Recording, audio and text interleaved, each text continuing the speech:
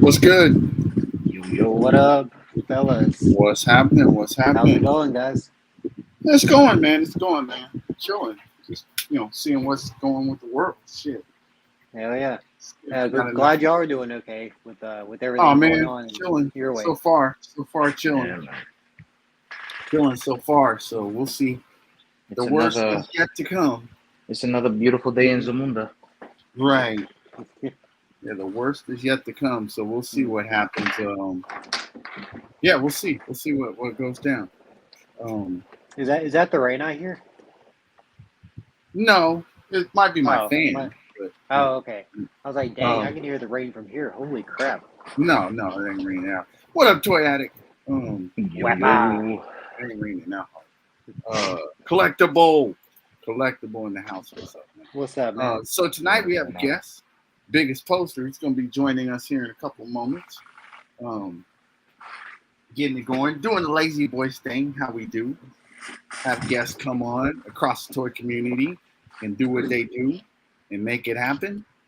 Get What's it up, going. brothers? AB up in the house. AB up in the house. AB, yo. what's up? Yo. What's up, brother? What's up? How you doing, man? You good? You good? Yeah, we doing good, brother. How are you guys? You guys good? Yeah, man. Like Yeah, I man. said, it's fortunately up on a hill but I'm not on the edge of hill, so no landslides. But Yeah. so it's good, man. We'll see. I mean, like I said, we'll see what happens later tonight Right. as it really starts coming down.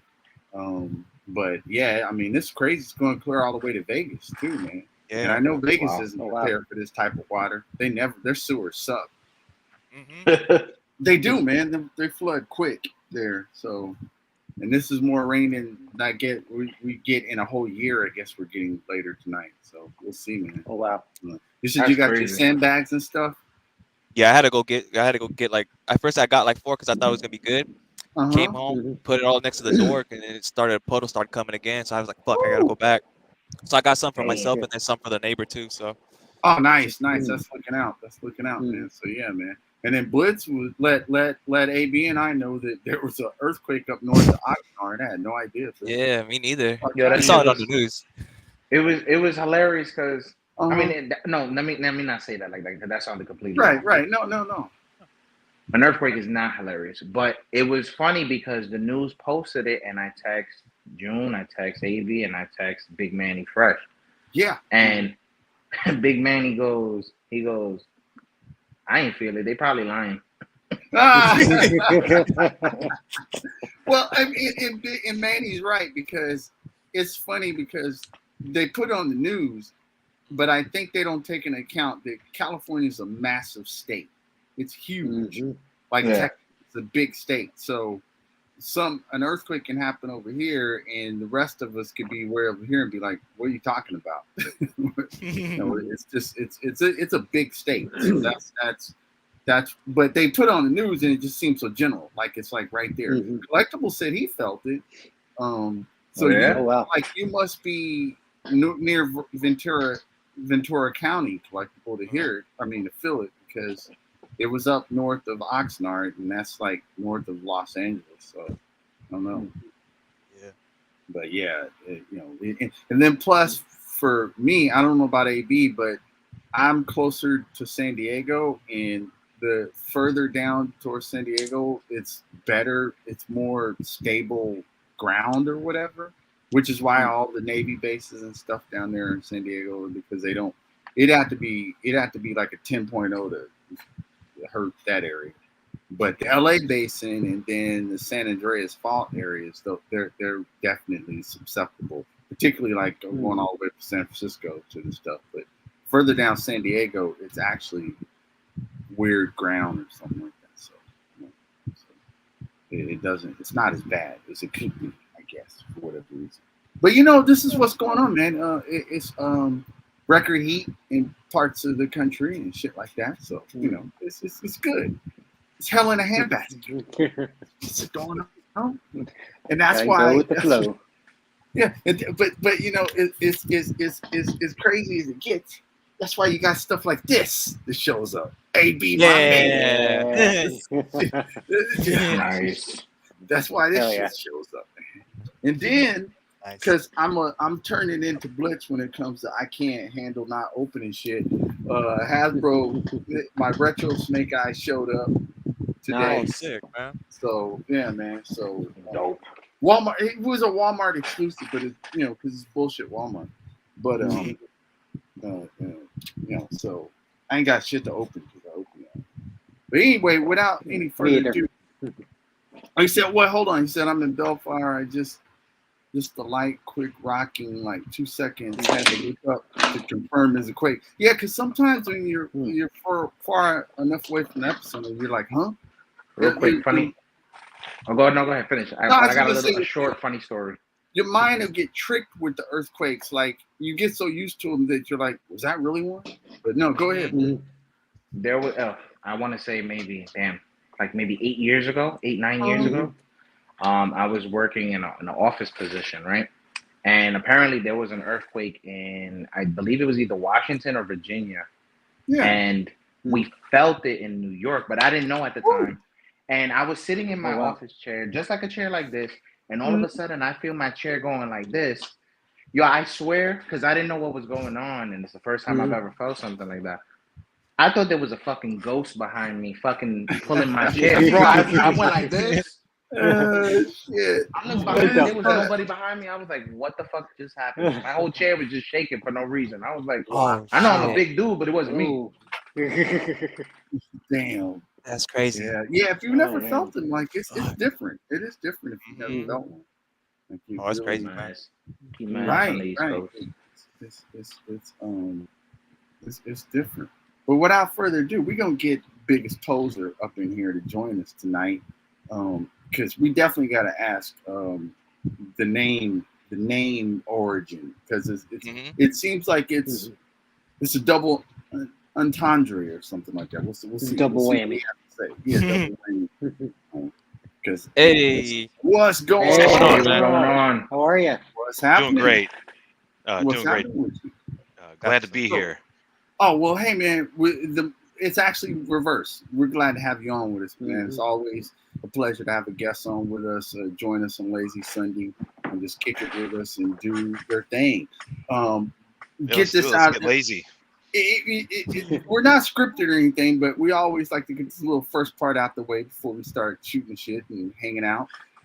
We always like to put our guests on a quick little spotlight and just get a little background real quick on our guests and joining us and whatnot. So, tell us what got seats getting a little warm. Yeah, it's putting you on the hot seat. Seats getting a little. What got you into this?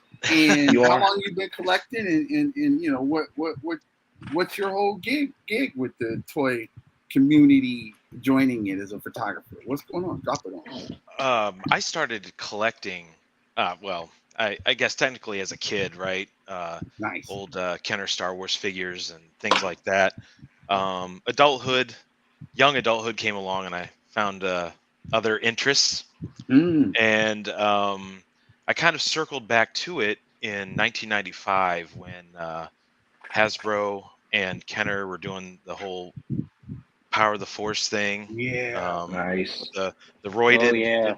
Roided up Star Wars figures. It was ridiculous, but it's all we had at the time. Right. Started mad collecting the 3 3/4 inch figures at that point. And then by the early 2000s to the mid 2000s, I discovered Sideshow.com. And I started collecting the six scale Star Wars figures that they were making. Yeah.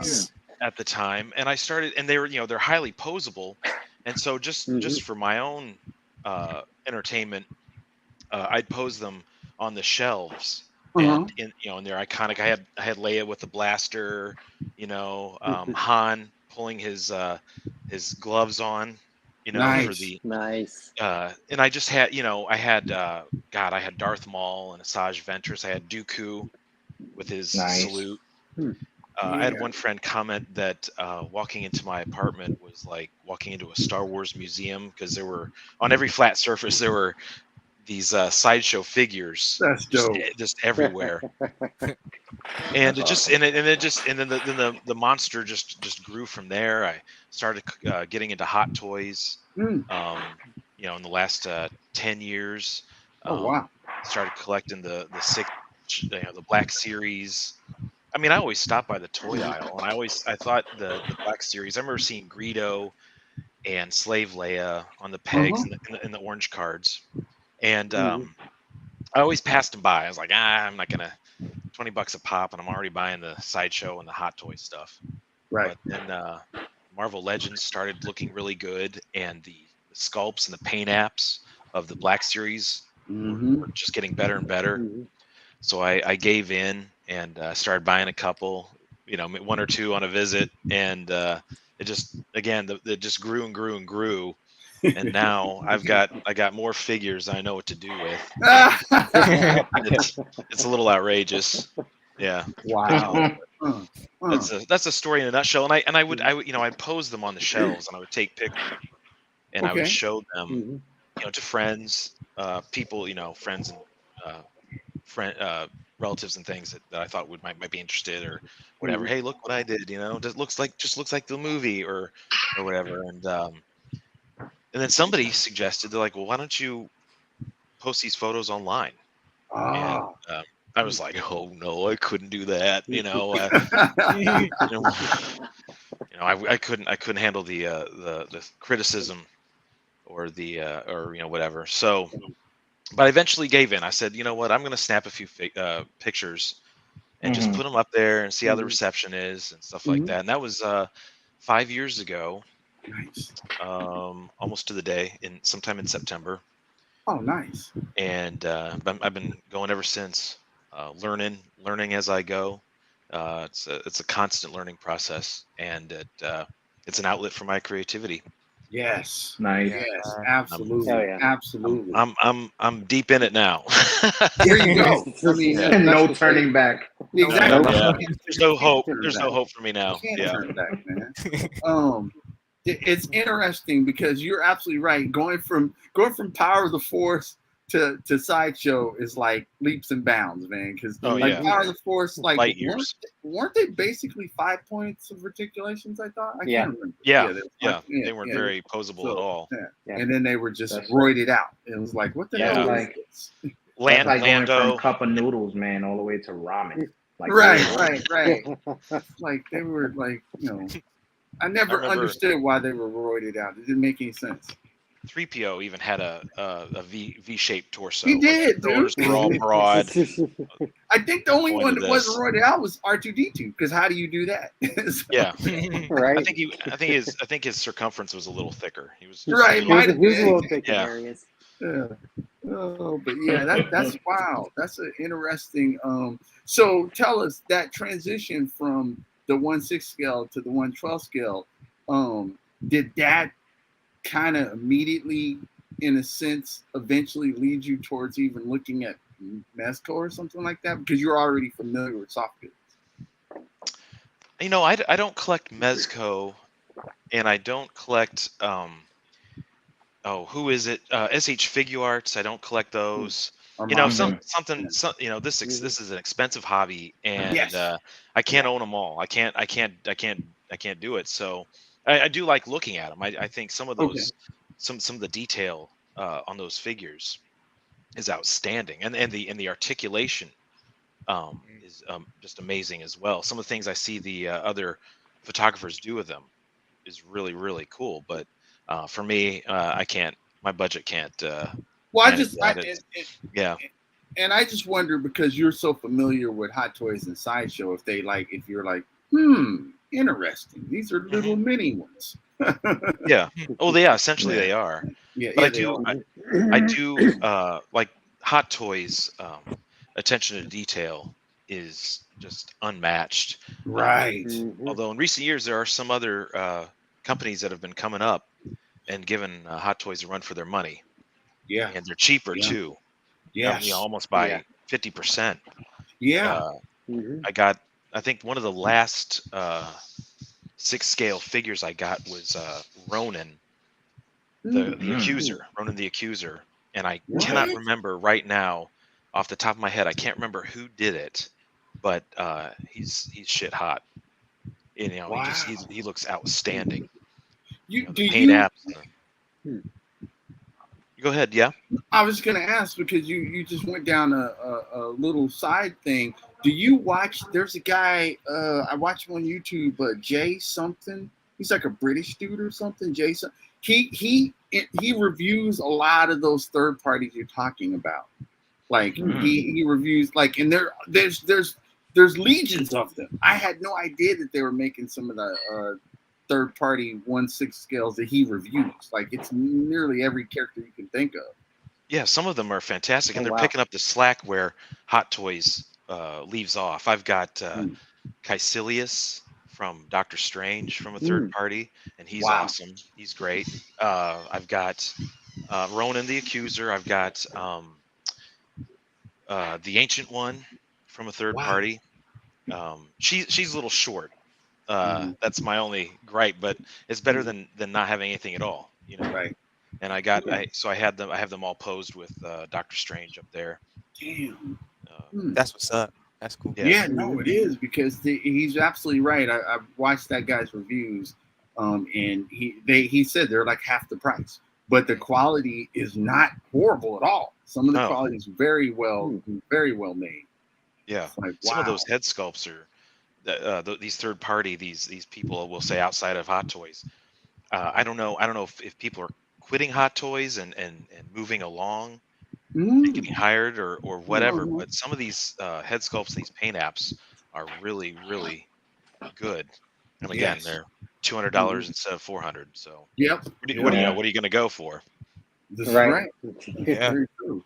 I think that one of the first ones I watched his videos, he did a review on Juggernaut from Deadpool 2.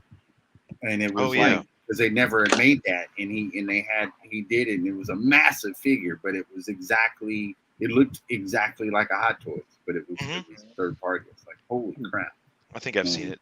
The one thing that cracks me up, I was gonna say, the one thing that cracks me up is they don't have the license. A lot of them to these things, so the clever names they use, like I think it was Head Bashing Man or something, like Head Basher. Deadpool is like corpse man or corpse body or whatever. You know what I mean? They kind of flip between the raindrops in that regard. It's kind of funny. And it's funny because you see 1/12 scale companies popping up like that too. They're doing the same thing with fill-in figures that Mezco's not releasing. Green has bought like at least you bought one that's like really superb, and I've seen other people buy. Yes, the Heath Ledger, the clown from Felix Toys. It's 1/12 scale, all cloth goods. The head sculpt is incredible. Like it's amazing. It's one of my favorite figures. And it's Felix Toys, you say? Felix Toys, yes. Boatloads of accessories. Yeah. Pretty much anything you can think of from the movie, he comes with. Wow. I don't think I've seen that, or if I have, I wasn't aware. And then I picked up the 5K Toys Kingdom Come Superman, which is I had to agree with Green. It's one of my favorite figures. He's amazing. Yeah, that thing's nasty. So it's like, but it's not Mezco, and so I think I don't know exactly how they do it, other than like you said, calling it a different weird name or funny name, but they bring them out, and it's amazing. The Dragon Ball ones have funny names on 5K. Yeah. Oh my god. One of them is like a super yellow-haired monkey. Yeah. So they got a few different ones, but they're dope, man. They look amazing. Shout out to those guys that do, that make the toys for toy collectors or for toy photographers. Because that's what the people on 5K do. Yeah. They make the figures that nobody makes. Yep. Green's got it up. Oh, let's see. Snagged it. Yeah. That's 1/12 scale. Yep. Yeah. So like completely all soft goods. You can take this coat off. You can take this vest off. This vest comes off. Like incredible head sculpt. Even they even put socks on them Mm, for the feet. that's awesome. I'm curious, Yeah, what does something like that run compared to like its other? so I got this one at 110, I believe. Okay, Um, it's about but the yeah, price of a figure arts or something. yeah, Yeah. pretty much. Let's see. So like here's, I mean, it's a little tall because it's a black series, but Oh just yeah, that's right on the money. how the scale looks. That is really awesome. Yeah, like I said, like the inside of his coat's all detailed with like this little satin print, Hmm. and they even included this Velcro piece to where you can put like his bomb that he had in his coat. You can Yeah. Velcro that on the inside. That is super Yeah, cool. these third party companies are knocking it out of the park. Yeah, and Green is right. Like they like because I mean, you would think that same Joker Mezco type be like 180, 175, 180 or something like that. Yeah. Yeah. And Yeah. and I have the Kingdom Come Superman, and I have the Man of Steel that just recently released. And yeah, the Mhm. Kingdom Come one was I got him for 75. That was all he was versus Yeah. the regular Man of Steel one, which was I think he was 110 or something like that, 120. But yeah, they're a fraction lower, but the quality is really great, man. Yeah. It's, and Blitz is right too. The Dragon Ball figures, they're not bad quality at all. If you No. pick one up, and they're a fraction lower. They're a fraction lower Yeah. than a SH figure arts, but. And what's beautiful about that, it just gives people way more options, right? It gives you way more options of Yeah. where you want to spend your money. And if it's a figure, if it's a particular character you really like, but they haven't made them with this other one, there you go. It opens up the window for that. So we've said it a dozen times. It's the golden age of toy collecting because you Mhm. hopefully can find the figures of the characters you like somewhere. Yeah. Yeah. And it resembles the technology. Like as long as I've been collecting, I just sometimes I can't believe how good the technology has gotten with these head sculpts, Mm-hmm. or just even the details of the of the figures themselves. Whether they're Yeah. molded or they're soft goods like the like Green's Joker there. It's just outstanding what they're capable of now. Mm-hmm. No, it's Panorama joining us. yeah. What's up? What's up? Hey, up, what's up, Connor? brother? What's going on, man? And Vico, what's up, Vico? Vico, howdy, What up, howdy. Vico? It's so when you're collecting, how do you like? What's your method of get? Are you mostly online, or do you have collectible shops that you go to pick up stuff? Where how do you go about getting your collection? That's a good question. It's a little bit of all of that. Okay. Um, it's just the thrill of the hunt is always part of the collector's of the excitement of collecting. Yeah. Um, but if there's something I absolutely have to have and I can't find it online, or I'm sorry, find it in the wild, I'll resort to online Right. and take my chances there. But 9 times out of 10, like I popped into uh, Walmart last night on an errand, and I managed to find Din Djarin at Morak in his hover tank pilot Oh yeah. Yeah. Oh, outfit. nice. And I was like, and I've got Migs. I found Migs a few weeks ago at Ollie's for $10. So I was Oh like, okay. nice. That's Oh, Sick. well, what's up. yeah. So I was like, okay, well, I can kind of justify this because Mm-hmm. I can pose them together, and there's a little Mhm. more to. I Mhm. mean, to that end, Walmart had just put out they put out the Ant-Man wave, that was all there, and they put out the whole case. Din Djarin, some of the characters from Andor, I think Ron Nice. Peg, and again, like I they'd be great to have, but I couldn't justify it. I was like, what am I going to do with them? Right. So Right. that's kind of how I make those decisions. Is I got Migs waiting at home to do something. Uh-huh. Might as well pick up Din and That's true. Yeah, you guys are lucky with them ollies because you have it too, don't you, Green? You have ollies. Yeah. Yeah, you guys are man. Speaking of ollies, Raven's eye is on. He's got ollies too, man. What's up, Ravens? Cracking, man. Yeah, lucky. Taff says I Ollies, need to make Ross. time for Ollie's trip. Yeah, I don't have. I don't Ollie's have any is of that like either. Ollie's is like the best thing if you're a figure collector. Sometimes, Right. Yeah. I found Honda Baba and Dr. Evans in there. What? That's months where ago. I got mine too. Yeah, What? yeah. Just I just walked chilling. in, and they For, were like for $10. they had just pegs of them too, like dozens of them. Yeah, it was awesome. Like you get a Dr. Evelyn. You get a Dr. Yeah, everybody. For real, huh? And Oh, they're still damn. hanging there too. Wow. And Jen Ursos. Tons of Jen Ursos. Wow. Oh yeah, At tons. mine. Yeah, Jyn Erso's, lots of Landos. Wow. Everybody got Lando. Bro. Yeah, everybody. Oh, yeah, for real, huh? It's Lando. Yeah. It's Lando You can Lake. even give them away for $10 It's a Lando a Lake. pop. Lando. TJ Maxx got Landos, bro. Yeah, Yeah. TJ Maxx got fucking Landos. Lando, every now and Lando's actually in Victoria's Secrets. He's so everywhere. He's But it's, going there. yeah, Lando's secret sitting in there. Oh, can't swing a dead cat without hitting a Lando figure. right. Bro. What up, Kim and T? No, it's What's yeah. up, You big guys are lucky with the ollies, man. That's so cool. That's sick. Wow. The thing I like about Ollie's too is, like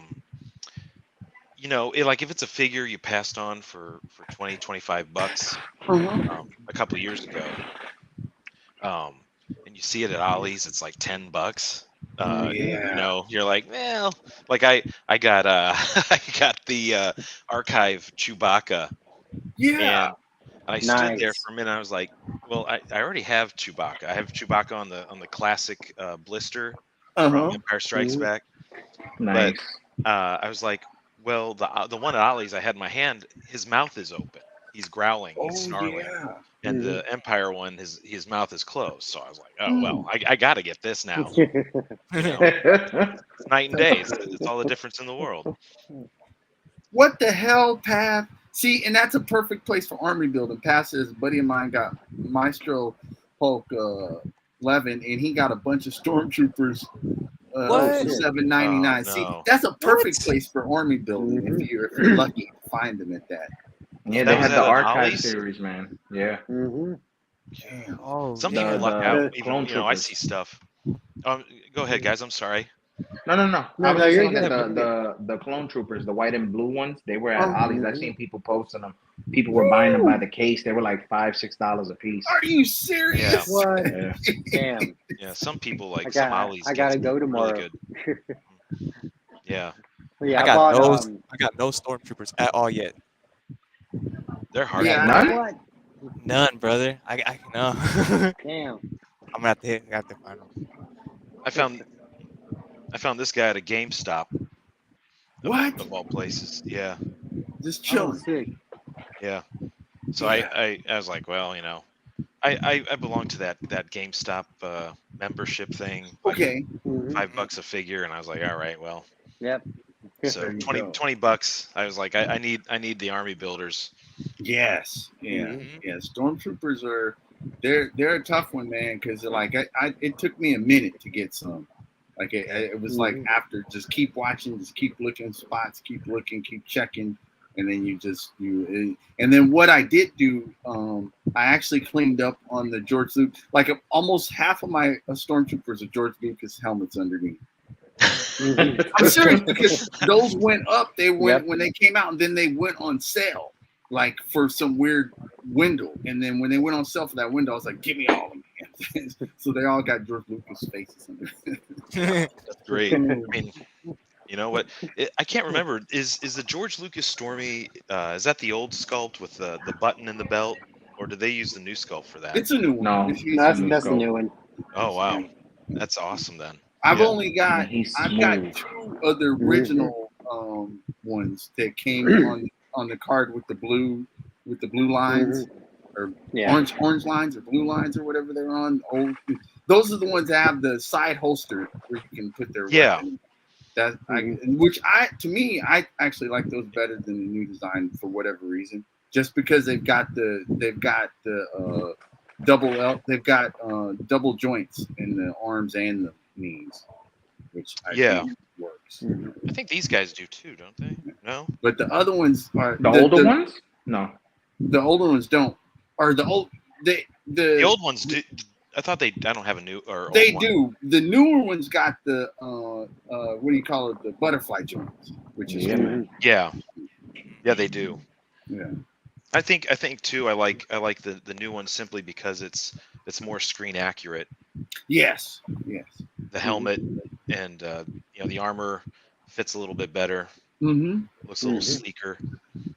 Yes. But yeah, the buttonhole ones have. I mean, they're the side holster too. I can't believe they didn't put holsters on these guys. I don't know why. I know it would have been so they had the mold. Right. Yeah. What's going on there? And then the old ones came with the rifles and the blaster, which was the new ones don't come. None of them come with the rifles unless you get the pauldron ones, like the officer type. Yeah. But I think a lot of them didn't come with the holster because a lot of the newer shows, none of the stormtroopers have holsters. That's right, they don't. You're right. So they just molded them without it. Yeah, you're right. The newer shows don't really show them like that. Where do they carry them? Yeah. I mean, they're gonna miss anyway, so they just hold them in their arms. Preparing to throw. Well, yeah, because they don't need a holster. Because if push comes to us, they'll just throw the blaster. More likely to hit. Run out of ammo. Yeah. What up, Unworthy? But yeah. What's up? So what kind of got you really full into the Instagram type stuff? What people are telling you, hey, you should post some stuff like that. What kind of was like, okay, I'm gonna just go ahead and take the dive straight into just posting shots? I think it was just kind of jumping in with feet first. Just trying out some things at first and seeing what I could do. Playing with the media of photography and posing the figures dynamically in a way that, like, for example, one of my first photos was a pic of Ahsoka Tano on a bookshelf, and just in the foreground is a stormtrooper's blurry leg, and he's kind of encroaching on her, and she's in a defensive stance with her lightsabers. Yeah. And the thing I shot it from a low POV, and so just looking at her, right, just posing her on the shelf, she looks how she's supposed to. But I found you kind of have to finagle these things because, like, when you're shooting from a low POV, the lightsaber was blocking her face. Right. So I had to lower her arms almost to like an unrealistic, like, there's nobody who would make a defensive stance like she was standing, she was kind of down low like this. Right. Yeah. Silly. But then, from the angle you shoot it comes off like she's standing like not so awkwardly, you know what I mean? She's standing like she's supposed to. Yeah. Things like that. And I kind of enjoyed that aspect, that kind of playing around with and seeing what worked. One of the most amazing things is that it's just it still blows my mind sometimes is how just tweaking just a little bit makes all the difference in a pose. Just twisting ever so slightly, picking the arm up just a little bit, and it's just, boom, there it is. That's it. That's what's up. I have a follow-up question to the same question that Thor just asked. Before you started toy photography, was there an artist on Instagram that maybe you were like looking at his work, or anybody in general that maybe inspired you to be like, you know what, I'm gonna try it out anyway? Yeah. You actually just reminded me of a crucial step that I left out. I joined a toy photography subreddit, and I first started posting there and getting feelers, and I started getting good feedback on there, and then I decided to post to the big leagues up at Instagram, scrutinizing minds up there. So that's kind of how it. And I don't know if there were a lot of uh, people early on. Um, there's opt. I want to say 95 OPT 95. 975. Rob, Op Yeah, Rob. 95. Yeah, Rob. yeah. He was initially very supportive and still continues to be. Yes, Rob. Nice. Yeah, Yeah, he's a super good cool. dude. One of the other photographers, he's a customizer, Mm. Pickle Monkey. I befriended him on uh, Reddit at first, and I don't know if he encouraged me outright, but he told me that he had an Instagram, and that's where he posted most of his stuff. Okay. Um, and so I was seeing what he was doing, and I really liked it. He mostly customizes World War II soldiers, I think, at the moment, but he does Nice. really good job. He weathers their uniforms. He takes the old 21st century toys, if you remember those Yeah. from like 20 years ago. He takes them and he weathers their uniforms and their gear, Oh, nice. and he poses them in the I think in the backyard, dug into a foxhole or something like that. Yeah. That's what's up. But he was initially supportive from the get-go on Reddit and then on Instagram, and then it's just ballooned from there. The people whose work I see now that really amaze and inspire me are too many to name. Yeah. Ain't that true? You know, they're just all fantastic. Beautiful community. Yeah, it is. Really super. There's some really creative people out there. Yes. You know, and they're not doctoring things too much like in Photoshop and stuff. They're just simply posing and shooting. That's right. And just blowing me away. Like, God, I wish I thought of that. You know. And that's a segue. And the reason asking this, getting into it for the Instagram is, how'd you come up with the name, man? I tried Biggest Poser without the U, and it was taken. So I went with the next best thing, Biggest Poser. That's dope. Yeah. I don't know, a little bit of imposter syndrome, a little bit of posing figures. You know, I don't. That's awesome. That's how it came about. That's awesome. Poser was taken. So. No, I love it, man, because it fits. It totally fits, man. That's what we do all day, every day. So it's like we're always posing. So it's like that's dope, man. Oh man, like it's so now that you let yourself, like, I cherry pick what I want to like. What are your favorite lines to dive into? What are the figures that what do you see yourself grabbing up the most? I think. Oh, here I do have the old. I do have him here. Nice. Let's see.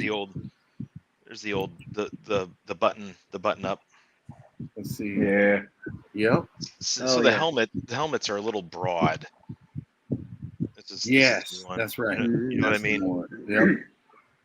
So I like the screen. Whoops, got to get the right one. I like the screen accuracy of this one. But this has the holster, and he's got the double jointed elbows and knees. Yeah. To change the subject, but I just glanced over and I realized I had one of the old ones. They need to do a hybrid of both of those, and that would be the perfect one. It would, yeah. Then they'd nail it for sure. Yeah, it'd be the ultimate one. What was the question I was answering? What line? Because I mean, what lines? Yes, you like Black Series, which is great. Like that's a good. But do you always find yourself gravitating towards them, or do you like what grabs your eye the most nowadays? That's a good question. Yeah, I'd say maybe Marvel. Okay. By a small margin. I haven't counted, but I think I've got more Marvel than just about anything. So it gives me a lot to work with. Mm. What I've really and I want to do more with is I love that Indiana Jones line. Yeah, that Jones line Oh, is yeah. so Signature superb, series. dude. I love I it. love it, and Didn't I it catch want us to by do more. surprise? I feel like. Do you feel like that? It caught us by surprise because I didn't think it Yeah, was gonna pretty be that much. good. To be honest, hmm like it's so good. Yeah, Like It really is. man, I right love out GI the Joe gate. Classified. I want to Nice. do more with those. It's just that you know, I don't know. I think having more figures in the Marvel Legends line, Uh-huh. uh, and then in the Star Wars Black Series, it opens up more interactions and more possibilities. Right. Right. I Agreed. can go out. I can go out in the yard. I can pose Rakondo, taking down a Python patrol. Right. That, but it's been done. Uh-huh. Countless times, and that's not a bad thing. That's if that's your thing. But I'm I don't know. Am I making sense? It seems like No, you the are. Star Wars and Yeah. the Marvel Legends lend for more scenarios and more They do. interactions. They Mm-hmm. do. You Then There's get more more opportunities. there's yeah, more Yep. scenarios going. so I find Now, myself reaching for those more often than not. did your Marvel stuff? You're like me. I would say I have way more Marvel Legends than I have anything, to be honest. But Nah, I got it's way more mainly Black Series than anything. it's because of the comic books, man. I collect comic books to this day, so Yeah, that's where that all comes from. If I didn't collect comic books, Marvel, particularly as aggressively as I do, I wouldn't have this many Marvel Legends. But it's one of those types of things. Are you comic collecting, or you just like the characters in general? Is that I what? like the characters in general. Okay. I um, wasn't a huge fan, I'd say. I had, uh, I liked the Punisher when I was a Okay. kid. I thought he was Mm-hmm. badass. No Hmm. superpowers, just his wits and his skill. Yes. And I really enjoyed him. Um, but what really got me back into Marvel, for that matter, were the films. I saw Iron Man. I was like, oh my god, Okay. this So is the it. films. Okay. They're Nice. totally, yeah, it really uh really piqued my interest. I was going to add Yeah. too, Thor, that you make a good point too. With the comic books, every single Marvel character has interacted or teamed up with every other single Marvel character as well. Right.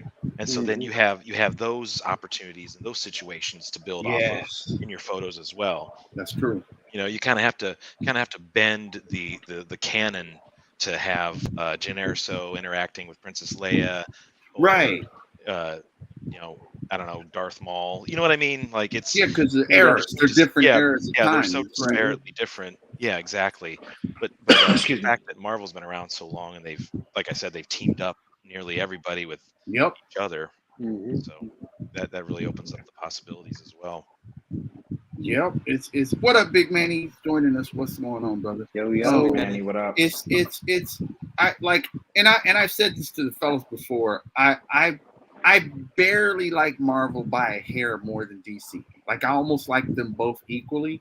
It's just that I'm a scale, like, I have OCD when it comes to scale, and that has been the biggest reason why I didn't collect McFarlane, because they don't scale right to me. I've got a No, whole right. collection of Marvel, and they don't scale with my Marvel. So if I can't have Superman with Spider-Man, what's the point of me collecting Superman?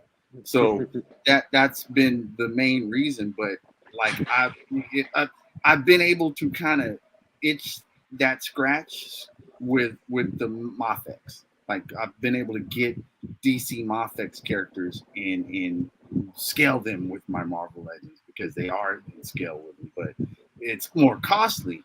But it would be nice if they had a line of DC figures that scale with my Marvels, or vice versa, if Marvel scale with, because I'd love to have both of them. Like, I just saw Blue Beetle this weekend, and Jaime Reyes. I've always liked his character. I've always liked Ted Kord.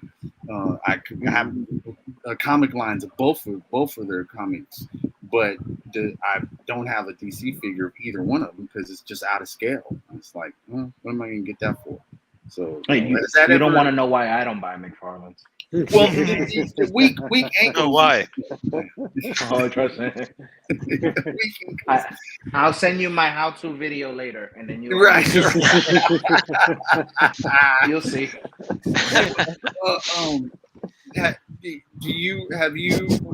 Do you like the DC characters, or you like kind of just stick more with Marvel? I like Marvel. I'll be honest, guys. I think DC is corny.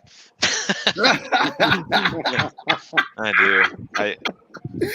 Because niggas poser like stuck on the Super Friends era. He's like, that shit was. Yeah, well, yeah. That's not to say Marvel hasn't had its corny moments too. This is true. Like the Thanos copter. Come on. Yeah, exactly. Yeah. But one thing. You guys probably heard this. I heard this a long time ago that Marvel has awesome heroes and DC has awesome villains, and that's kind yes. Yeah. Yeah. That's a great. I agree. Great point. That's Yep. such a good point because I would say the DC villains are amazing. The Yeah. vast majority of them are amazing villains, man. Whereas And the many of them heroes, don't have Marvel counterparts They like don't, heroes do they? do. Yeah. Yeah, you're right. You're absolutely right. Yeah. So that's a good. I like that. Whereas I would say that they definitely. I would say outside of Spider-Man and maybe the X-Men, the Marvel villains aren't that. They're okay. They're all right. Like Spider-Man and X-Men definitely have the best villains, but Yeah. DC Yeah. They are. Yeah. across the board, their villains are badass, man. They have some Yeah. great. They have great villains. So I'll grant them Batman that. got some great fucking villains. Oh man, his rogues Yeah. and Flash's rogues Right. gallery is awesome. Both of them, Yeah. they got just rogues galleries that are dope. Yeah. Even Superman's, I love Superman's rogues gallery is dope. He's got some good characters. Oh yeah, Lex. Lex Yep, is Lex, great Metallo, Parasite, you Bizarro. name it, man. Bizarro. Yeah. Bizarro. It just goes on and on. Mhm. Goes on and on, man. McFarlane. Yeah, The yeah, He's the The, biggest villain of them all. biggest villain of them all. To his own Yeah. line, his own Yeah. comics. But it's interesting that you said that.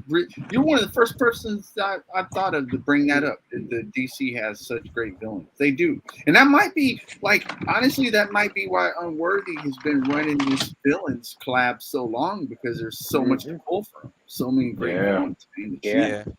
Really great villains to shoot. And he got a Go great Green lineup for that collab too. Mhm.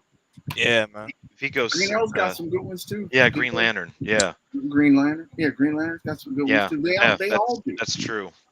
Man. It's Sinestro notwithstanding, yeah. but he's like the biggest one.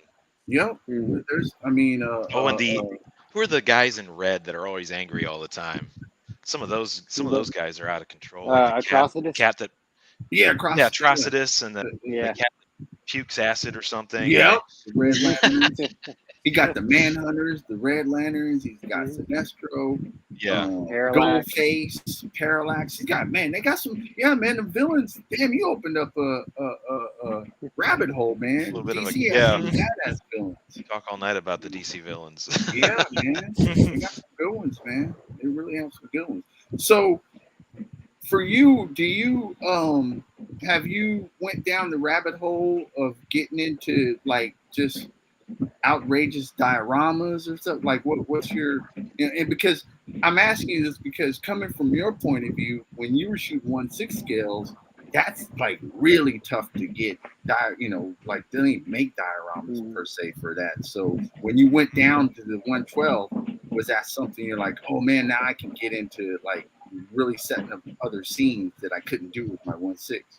Yeah, 112 by far is much more convenient to work with than 1/6 scale, in my opinion. Right. Just for that matter, just for that reason. And you have these things, these variables that you don't have with a molded 112 scale figure. Right. Is that I can't tell you how many photos I've taken of hot toys and somebody's collar is sticking up or their their sleeve is pushed up a little high on their wrist, and you're like, geez, you gotta repose it, and you gotta straighten everything out. And you have to. There's lint all over it, and you gotta animal hair. You know what I mean? Like there's all this stuff. You don't have to worry about that with a smaller figure, a That's molded true. figure. That's true. So it's yeah, it's. And then the diorama thing, yeah, the dioramas are few and far between. I think the only diorama piece to speak of that I have is I've got like Hot Toys. I've got Odin, Thor, Loki. Yeah. Oh, nice, Uh, man. who else? So I said screw it, I ponied up for Odin's throne. Woo! Nice. So Nice. I could have Odin standing there with his staff, and Yeah. Loki in chains, and Thor Yes. flanking either side of him, things like that. But that's about it. Right. I'm thinking about speaking of diorama pieces. Okay. Oh, he's all the way back there. Hold on a moment. Okay. Oh, you're good.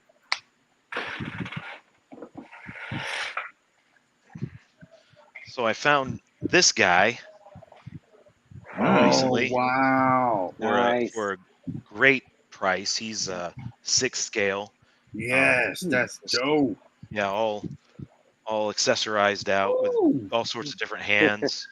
His Oh wow. chain of Yep. service or status, or whatever they called it here, chain of office.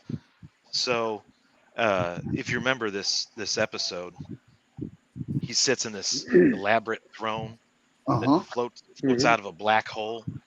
Yeah, that's right. And there's a guy on eBay that I don't know if he makes these or prints them or what does he do, but he sells them. He sells these thrones. And so Wow. I'm considering ponying up for a throne for Nice. Q. Do it. Oh man. Yeah. Oh, that's dope, man. Props, man. He's a Trekkie, man. That's props, bro. Props right there. That's Yeah, I props. don't have. I've taken a few photos. Was it McFarlane that did the Kirk and the Picard a few years ago? I think it was. I think you're right. Yeah. Those are fairly decent for what they were. Yeah. So yeah, I dabble a little bit in Star Trek. Nice. Budget allows. Yeah, I wanted to. Man, I like Star Trek too. Like, I don't like it as much as Star Wars, but I do still like it a lot. And I was I remember a couple of years ago I was on the fence, but this was way before I was thinking about like spending more money on figure type stuff. But I remember they released the I forget who the company is that made it, but it's the Enterprise with their like I don't know if they're 1/18 scale figures or whatever. Oh, I know what you're talking about. Yeah, and it's huge. Target has it, right? It's huge. It's that like, one, yeah. It's huge. It's like the coffee table size or whatever. The thing's big, dude. And Target it was has like one. It was like $500, $400 or something like that. But it had the bridge and in the top of it you could turn like they're coming onto the bridge. No kidding. From the original series, and I'll find the link and send it to you. But it's dope, dude. It came out like a few years ago. It was around the same time that it came out around the same time that 1/6 scale Hot Toys Batmobile came out. They're both from that same era of coming out, and it was like these higher ticket price items or whatever. And I was like, dude, that would have been the ultimate Star Trek. I could have got that and been done in Star Trek. Yeah. But they were like, they weren't. It wasn't Playmobil, but it was better than that. But it was like I forget who made it. I'll have to look it up. But it was dope, dude. And it even came with like a shuttle that you could put a couple figures in. And, oh wow. Shuttle bay or something like that. It was just dope, man. That's definitely not the Target one that I saw. And it was like a 1/18 scale, you say? Well, it was. I think it was Mattel or somebody who put it out. Like, because remember Mattel did the the Voltron that you could build. It was huge. Oh and yeah. I think they did this too. It was something like this that they did. I have to look. I'm gonna look for it. But it was bad. I'm checking right now to see if I see it. Yeah, it was a Star Trek playset. It was the Enterprise playset. It's huge. I don't have dioramas for that matter for my 112 scale figs. Mm. They seem to be pretty easy. Some of the dioramas I see people who've Damn. like I don't have a 3D printer. Like if I had a 3D printer, it'd be on. Heck yeah. I'd be printing out all sorts of scenery and accoutrement. That's what I do. Right. Yeah, who does? Do you have a printer? It was Playmobil. Yeah. I don't know if you can see it. I think it was. I got my Playmobil. 3D printer and my cure machine. Oh, that's so cool. Yeah. So you make props and things like crates and barrels and things of that nature. Nah, I try, and the fellas know, I try to think outside the box because I feel like crates and barrels are too simple. So like I made that he's holding right there. That's like a Chinese lantern. Yeah, he made Oh it. wow. And Let's did see. you program and design that yourself? No. So a lot of the files, there's a free website called Thingiverse. Mm-hmm. So they have literally thousands and thousands and thousands of files that you could download for free, and you just alter them yourself. That's really cool too. Yeah, Did you this print is that out made yourself, by Green? our boy Blitz. No, this is Blitz. Oh, okay. Yes. Cool. Yeah.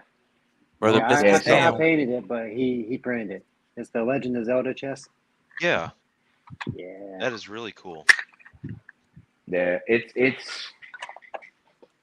has a ton of files, and I download files and then I adjust from there for scaling and size, and then I'll print out like random props that you wouldn't think of, like when people get the printer, everybody's like, crates, barrels, and like accessories that you would see maybe like in an alleyway. I'll fucking print Dumpsters and stuff. the most random shit. I print like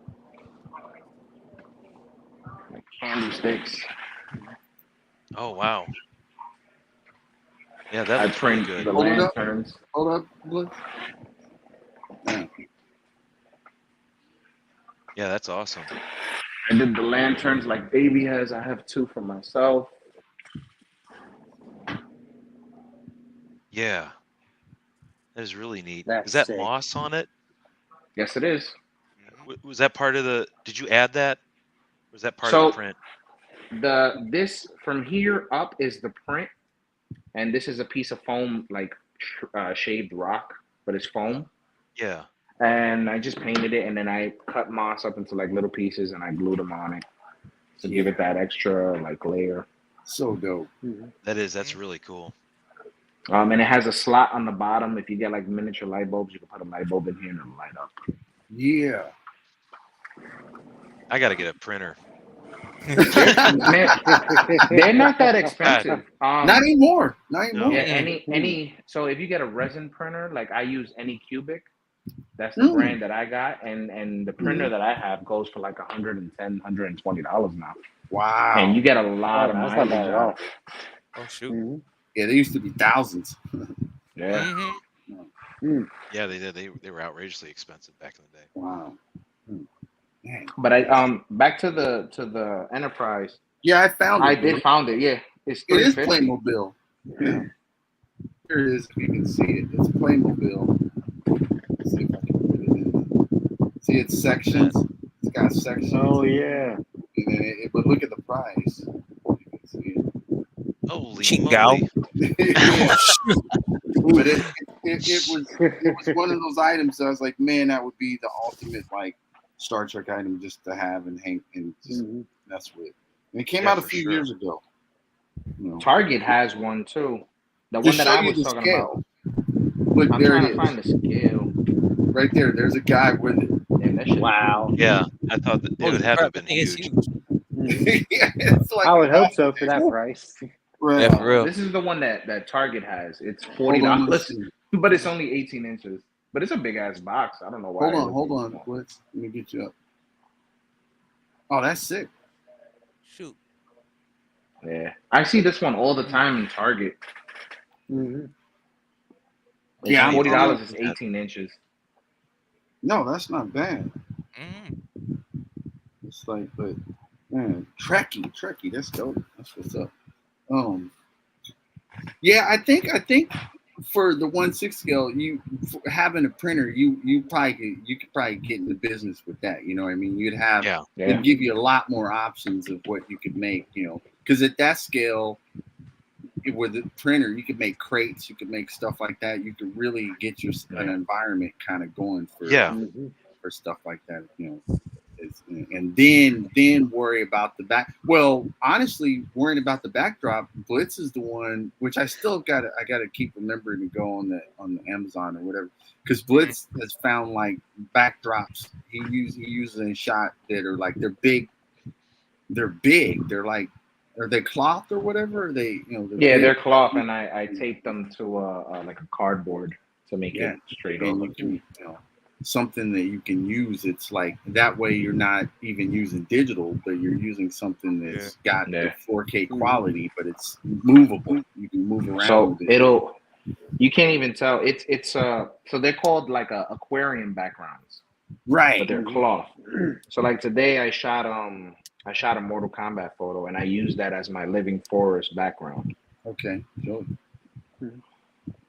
So you can't really tell, but I don't know if you guys can really see it. Oh damn! Yeah. Sick. Oh yeah. Yeah. Where do you get those? You just the cloth background. Yeah. So I got it off of Amazon. First, Eddie and his toys was the one that put me onto it. Right. I'll show you guys how it looks. It's pretty big. They have bigger ones, so finding one for like 6 scale figures shouldn't be a problem. That's right. I'm just gonna pass it so you guys can see it. Hold on. Okay. Because it's pretty big. I mean, that's what she said. But. But I have it on a board, but you guys can see. So wow. Oh, that's sick. That thing's massive, man. That thing's huge. Yeah, that's just. What did you tack it up there or tape it up there? So, like I said, it's an aquarium background. So it came with 2 like glue strips that are supposed to attach to the back of the aquarium, the fish tank. And I just did the opposite. I put it on the back to put it on the board itself. And then I had double-sided tape, and I put one in the middle so it just lays flat. Oh, that's what I'm thinking. Blowing because of my fan, but yeah. That's Dagobah. That's right off the bat. Yep. Right. You're right, Biggest. You're right. So I use this for my living forest setup that I do when I do Mortal Kombat shots. And for like Indiana Jones and Mythic Legions. I do those shots with them, But it's very convenient, easy to put away, doesn't take up space at all. Because it's on cardboard, I can hide it. I like the fact that it's cloth, because the one I got from Walmart, the aquarium background, it's just plastic, and you get a lot of glare off of it. Oh. And if it's cloth, you don't have any glare. You don't have to worry about that. That's right. Yeah. And they're on Amazon. What do you look at? Just aquarium backgrounds, and and that's what you look under. Now I'm gonna. And then I'll send you guys the link again for this one, and then when you click on it, you know how it has like more buying options on the bottom. Yeah, it'll show you like different ones that they have in different sizes. Oh wow! Sick. Oh man, look at this! I love this. It just comes together. Will that count as my mess up for September or for August? No, or would that be no. It's not a figure. It's not a figure. It's not a figure. Yeah, because Biggest, we've got a thing going. Where we had a thing. We had a thing. Well, no, it's still going because AB is sticking to it.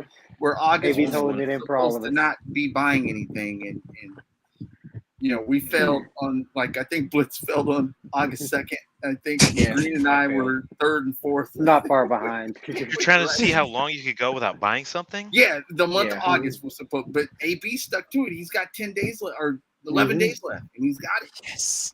Oh wow. Are you being completely honest, AB? Huh? I Are you failed being on the completely second. honest? No, yeah, I'm being honest. Yeah, no, I Yeah, haven't bought AB, nothing. Yeah. he hasn't bought anything. That's some And, restraint. and Hey, for pre-orders real. don't count. So if he's got something that's pre-ordered, that doesn't count. It's just like buying something brand new that you see today or saw Mhm. this. Yeah. Yo, like low key, the missus found Mysterio. Yeah, was Uh-huh. it Mr. Rey Mysterio, the wrestler guy? Yeah. Yes. And he has like the whole Aztec thing, and I was like, oh man, I gotta get it. Hide it. Hide it. There we I go. was like, hide it. Nice. Go back I and get hope it he's still there in September. 10 days. A diaper out Yeah. the grail. Go to that diaper out. Just go every Do couple what of I days. do, to the man. same Hide them in the location. display box. Yeah. Yeah. Hide them in the display box. In the vacuum boxes. Nobody ever looks in those boxes. Yeah. Vico says, Good speaking idea. of Amazon, McFarlane has the Batman Drifter bike for $15. No, and I have to shout out 88 Figs. He said that the Lex Luthor with the throne was on sale the other day for $8. I got him. He showed up this morning, and it was like Nice. $8 for basically 88 is like if you want $8 for a throne and it comes with an extra Lex Luthor fig, you can get it.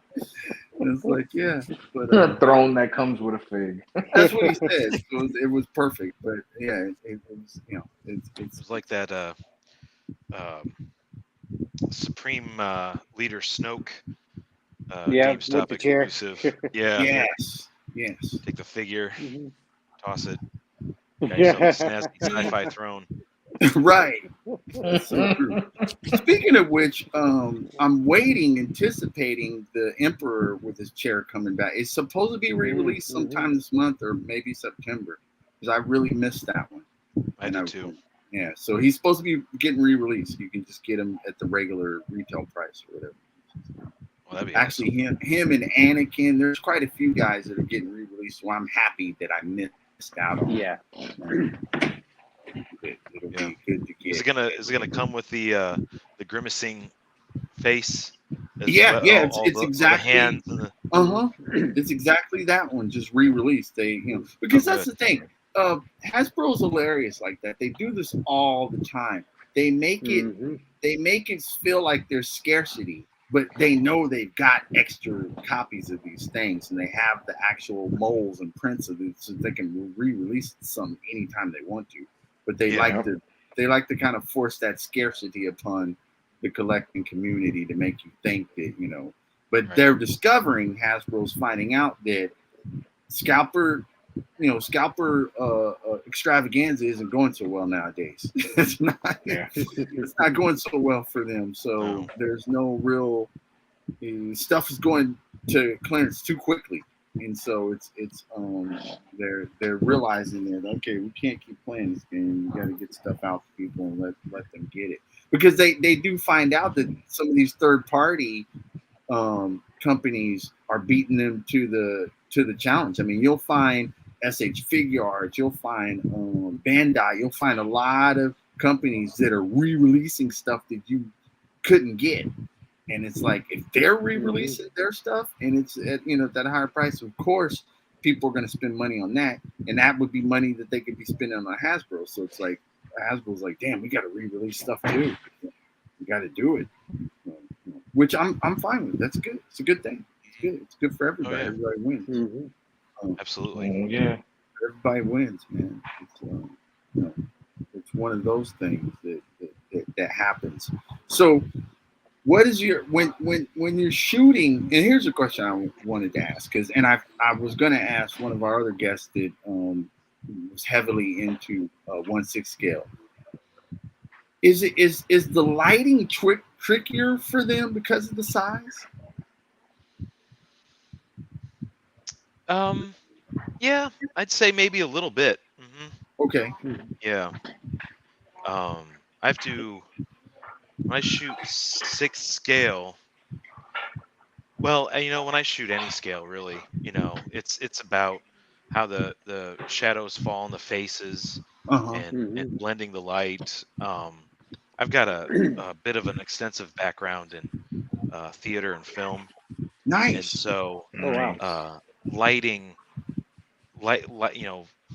finding that sweet spot and the lights, using multiple lights and things like this.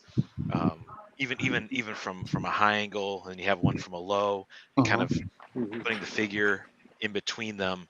You figure out how to reduce shadow and shade, or accent it, depending on what Right. you're trying to do.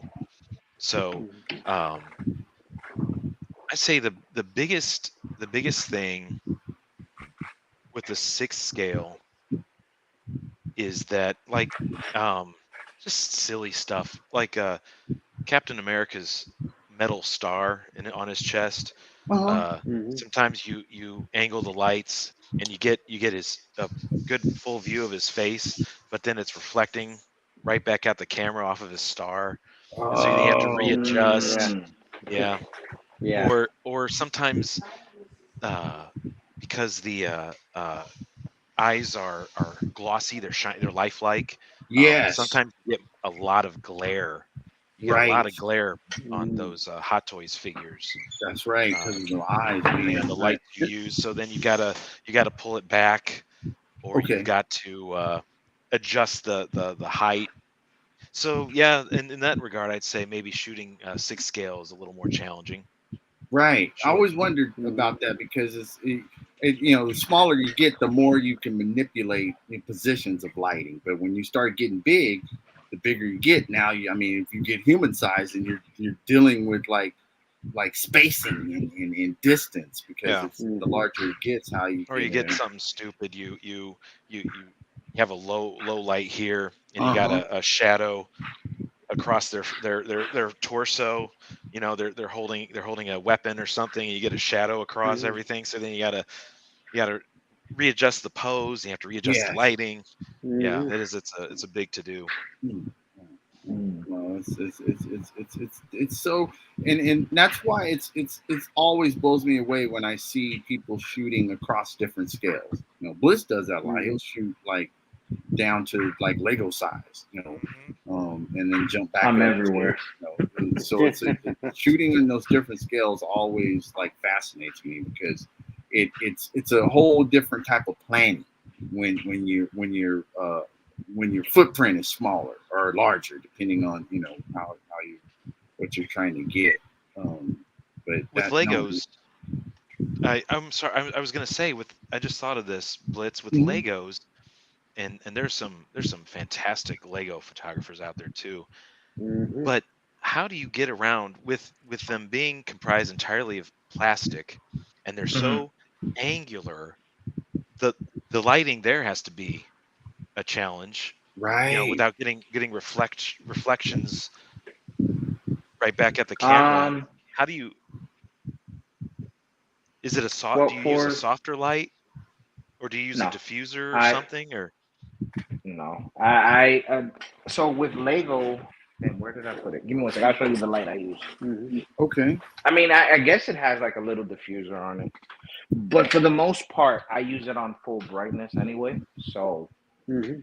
with with 112, I use anywhere from I have a ring light, and then I use three portable lights to Right. get Mhm. all the way around, and or I'll manipulate and just use one lighting that I like to use. So one light. Right.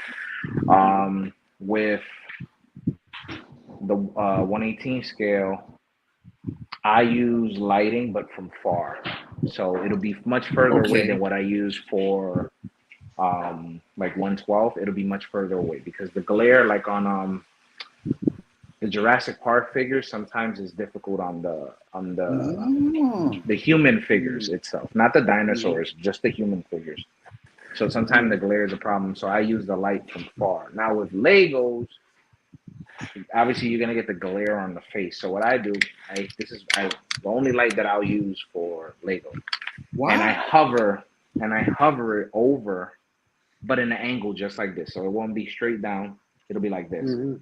The Mhm. reason Uh, why I angle it above Legos is so you guys know I take weird angle shots. That's just me. yes. But when I Mhm. do take straightforward shots, if I leave it like this, I create a shadow of the Lego itself on the ground, and then it right? gets the Right. glare from the hairpiece to the front of the head. Oh yeah. Right. Yeah. Mhm. If I angle it, I'll still get a small glare, but it's something that I could just easily take out. But I'll get the glare on the back end of the hair while still lighting the whole area for the Lego set. Nice. That's what's up. Okay. That's Hmm. cool. Oh, yeah. Oh man. Yeah. Huh. That's cool. Yeah. It's like that's a challenge because Biggest is right, man. They're tiny and they're plastic. They got all those shiny angles and stuff you're trying to Yeah. hit. Wow. Okay. It's interesting. Yeah. Because like I've Yeah, that never is. shot Legos. To be honest, I've never even thought about it. Yeah. You know, that's it. Because Fast Blitz does it. Fast Eddie does it. There's several guys that shoot Legos. They kill it, man. It's like they're so tiny. How Yeah. do you pull that off? I mean, the good part is that like you can always manipulate. So like I did a scene not too long ago with a few sets to make it look like it was Tatooine. Mm-hmm. And like there was Oh, no yeah. glare at all, but it was because I manipulated the light from the sides on angles. So it just looks like the whole scene and then the sun. Hmm. Yeah. Nice. Yeah. Nice. But both lights were angled. So again, they were Right. hovered over but angled away so you don't get no glare at all. Oh wow. And if you do, it's the bare minimum. Nice. Yeah. That's one of the biggest challenges too with these. You're talking about the glare in the eyes of the hot toys and stuff. But yeah, you'll pose a 1/12 scale figure, and you get this obnoxious glare on the face, Yes. or even the clothes. You know, their clothing, right? Unless it's lame, it's not supposed to reflect back. Right. So therein presents its challenges. Or armor, you know, you get reflection armor. That's Right. fine. Well, Yeah. another. So like, I don't really shoot Marvel Legends. I shoot more Black Series, but Black Series, for example, Reva has a real shiny face, and she's real difficult to shoot Yeah. because of the glare. So what I do when I shoot Black Series figures that have a strong glare, unless I want some type of glare for some type of specific shot, I'll put two lights behind the figure angled as well. So you're still gonna get the highlight of the whole face, but you're not gonna get the glare as if you had the Right. light opposed like directly on yeah. the sides. That's I'm doing it like this, like you guys can see my arms. So like instead of having like if the figure's in the middle and you have the lights like even to the side or even at a distance, you're still gonna get the glare. If you put it above, you're still gonna get a glare somewhat on the face or even the hair because the hair would be shiny. Yep. But if the figure's here and the figure's facing me and the lights are angled behind the figure, there's enough light in your shot to still highlight the face without no glare at all. That's right. Mm. Yeah. I'll have to try that. Never occurred to me to try that. Yeah. Usually, you know, you think of a figure being backlit, Yeah. you know, so you get more of a silhouette. But I'm gonna try that. I have to play around with it because because Moff I Gideon play has a around shiny with the face too. yeah, but I play around with the settings on the camera. So I change aperture. I change it to shutter speed, so that way that it doesn't give a silhouette. It still gives a lit scene itself. Yeah. Without Yeah. giving all the glare on the face. Moff Gideon is definitely a tough one to shoot because of the glare on his face. Yeah, Right. it's like he's sweating profusely. Like, Yeah. what are they doing? But Why? Yeah. Sweating I like like he's to dusted the experiment. chicken house. I like experimenting with lighting because I don't like to. I mean, I do take straightforward shots, but I like to take weird angle shots. That's just me. Naturally, yeah. So like, I always try to move lighting around. Like for example, I did a shot a little while, literally right before the show of Harley Quinn, and I did an angle from above of her shooting a rocket, and her clothes, since it's a mezco, the black part of her clothes is shiny. So it's like, how do I get rid of the glare off of that so that it looks more animated? So again, I hovered a light behind her but above her, and then a light in front angled down. So there's no glare, but you can see her. Oh yeah. Nice. Nice. Raven says, I just tried it and that was an adventure. What did you just try, Raven? I don't know where what he just tried. Lighting. Nico says, yeah, maybe the new turtles are super shiny, but honestly, I'm very glad I bought them because it's pure nostalgia to me, even if the set is from this era, right? Mhm. Always fun to get funky with the shot. Yeah, no, Oh, you're yeah. right. Yeah. Oh, he yeah. said he just tried a Lego shot. Okay, cool. Oh, nice. Oh, wow. Nice. They're man. fun. Yeah, Legos are. I mean, I don't even really. I think I own like one or two. They'd be fun to shoot if I That's ever. not a rabbit hole I can afford to go down right now. Right, Green? Like Man. that's yeah, I'm not. But they're dope though. Yeah. I always stop by the Lego aisle and see what's going on. It's free to look at them. I like that. Yes. A whole spanking ass Millennium Falcon. Exactly. Yeah. Oh, Yeah. yeah. They make some good ones, man. They do make some great Legos. Man. And you got like if you ever did go down that route, you pretty much covered in any of the intellectual properties that you wanted to dive into. You got Yeah. They got a Yeah, Lego Lego for really has. everything. Yeah. For They real. do. it's similar And they've come to a long the, way too since we were kids. Lego That's so has. true. That's so They've true. really some of those sets are just amazing. Oh man, they're nuts. Yeah. They're next level. Yeah, I still remember when Lego started doing Star Wars for the first time. That Yes. was wild. Yep. That blew my freaking mind. Yeah. I think they still had yellow heads, didn't they? Yep. Yeah. They did. Yep. I Yeah, have. With the yellow head. Oh no way. That's awesome. I made a custom sign. You guys seen it before. I think you guys seen it before. Forgive me, it's definitely dusty.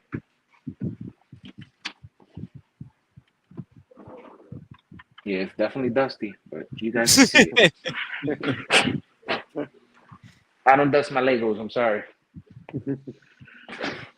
So I made a custom like Lego Star Wars Oh sign. yeah. Oh, yeah. Guys, Oh, yeah. You're right. you can see the Yeah. yellow faces. Yellow heads, Yep. yeah. That's hilarious. Wow. Oh, that Vader one's cool. Those are so cool. Nice. That is Collectible dope. says, I don't F with Legos. That game would be my end game. Well, luckily, Oh, these the are a prices lot are of the sets that I have are a lot older, Mhm. and my wife was the one that wanted to rebuild them. So, like, Oh, cause nice. if she didn't rebuild them, I wouldn't be shooting Legos. Right. So thank you to Mrs. Blitzface. There you go. Yeah. That's how it works. That's how it works. Mad He says it respect. was the TEMJ chainsaw. Oh, Texas yeah. Chainsaw knockoffs. Oh, His chainsaw okay. shot, Chainsaw Man shot that he took. It was pretty dope. Yeah. Okay.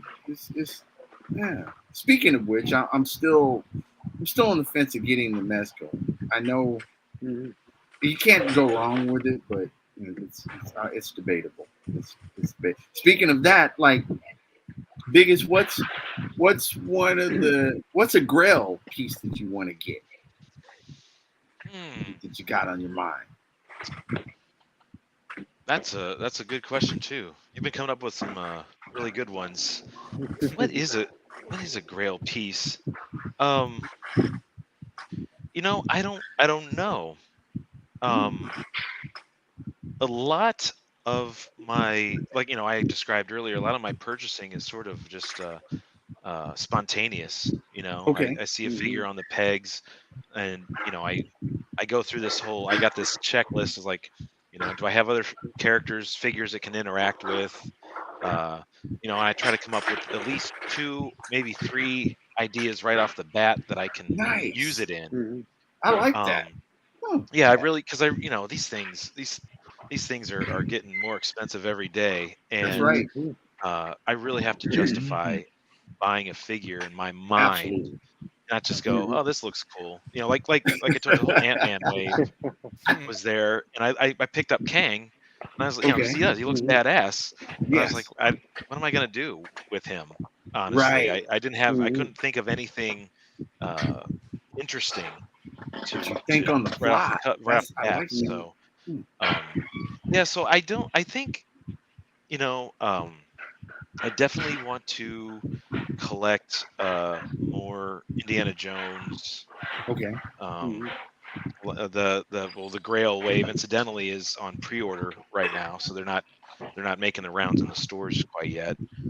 But I'd say that's definitely on the list. Okay. Maybe, if I decide to get it, I really like that Hot Toys Zombie Strange. Oh, Yeah, nice. all the spirits of the dead, Yeah. like coming fanning out around him. Wow. I'd say that'd probably be like if I were to get another Hot Toys, I think that'd probably be the one. Okay. Yeah, because I love Doctor Strange is one of my favorite characters anyway. Nice. That's what's up. I think and as far as figures go, especially the Hot Toys, he has such a commanding presence. I mean, but Benedict Cumberbatch himself is a commanding presence. That's right. And I think just as ridiculous as the Zombie Strange concept is, and then with all these spirits flanking him, coming out around him, I think it'd just be a really interesting piece on the shelf. Conversation piece, yeah. It'd be an eye popper. Yeah, it would. Yeah, sure. Yeah, totally would Yeah, be. especially somebody who hasn't seen the movie, going, "What the hell is that?" Be like, well, I'm glad you noticed. Let me talk to you about it. Yeah, There you well, go. so you won't believe this, but he animated himself, a dead version of himself, like a puppet. You just got to see it. Yeah, it's Sam Raimi. What are you gonna do? It is Sam Raimi. Now, a follow-up to that, which we were asked this before, and we gave our rundowns of what is the ultimate item that you would like to see made that they haven't made? Like, we all have one that's like, what have they not made that if they made it, you'd just be like, yes, they made that. Like, what is one thing that you would like to see them make? Anybody. It can be Hot Toys, it can be Hasbro, it can be whoever. You'd like to see Right now, Mola fucking Ram. I'd love for them to make Hasbro in the Adventure Series line. I'd love for them to make a Mola Ram. Nice. Do you think is there I guess I don't know, is there controversy with making that character just because of the the theme of the characters, it's because some people have said that the Indiana Jones films haven't aged particularly well, right, because particularly of the Temple of theme. Doom. Yeah, the theme. And I understand that, and I don't think, and this may be easy for me to say, being a white guy, but I see Mola Ram as just your typical villain.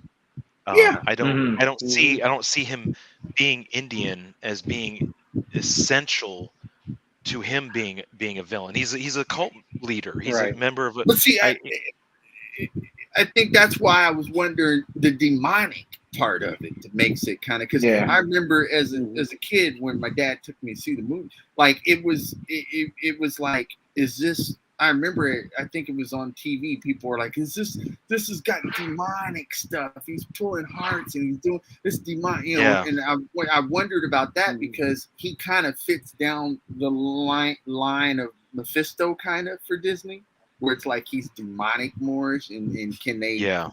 How do you put that on the shelves? Like, it's a demonic character. How do we put this? So I always wondered if that might be the controversy behind it. Yeah, that might be part of it too.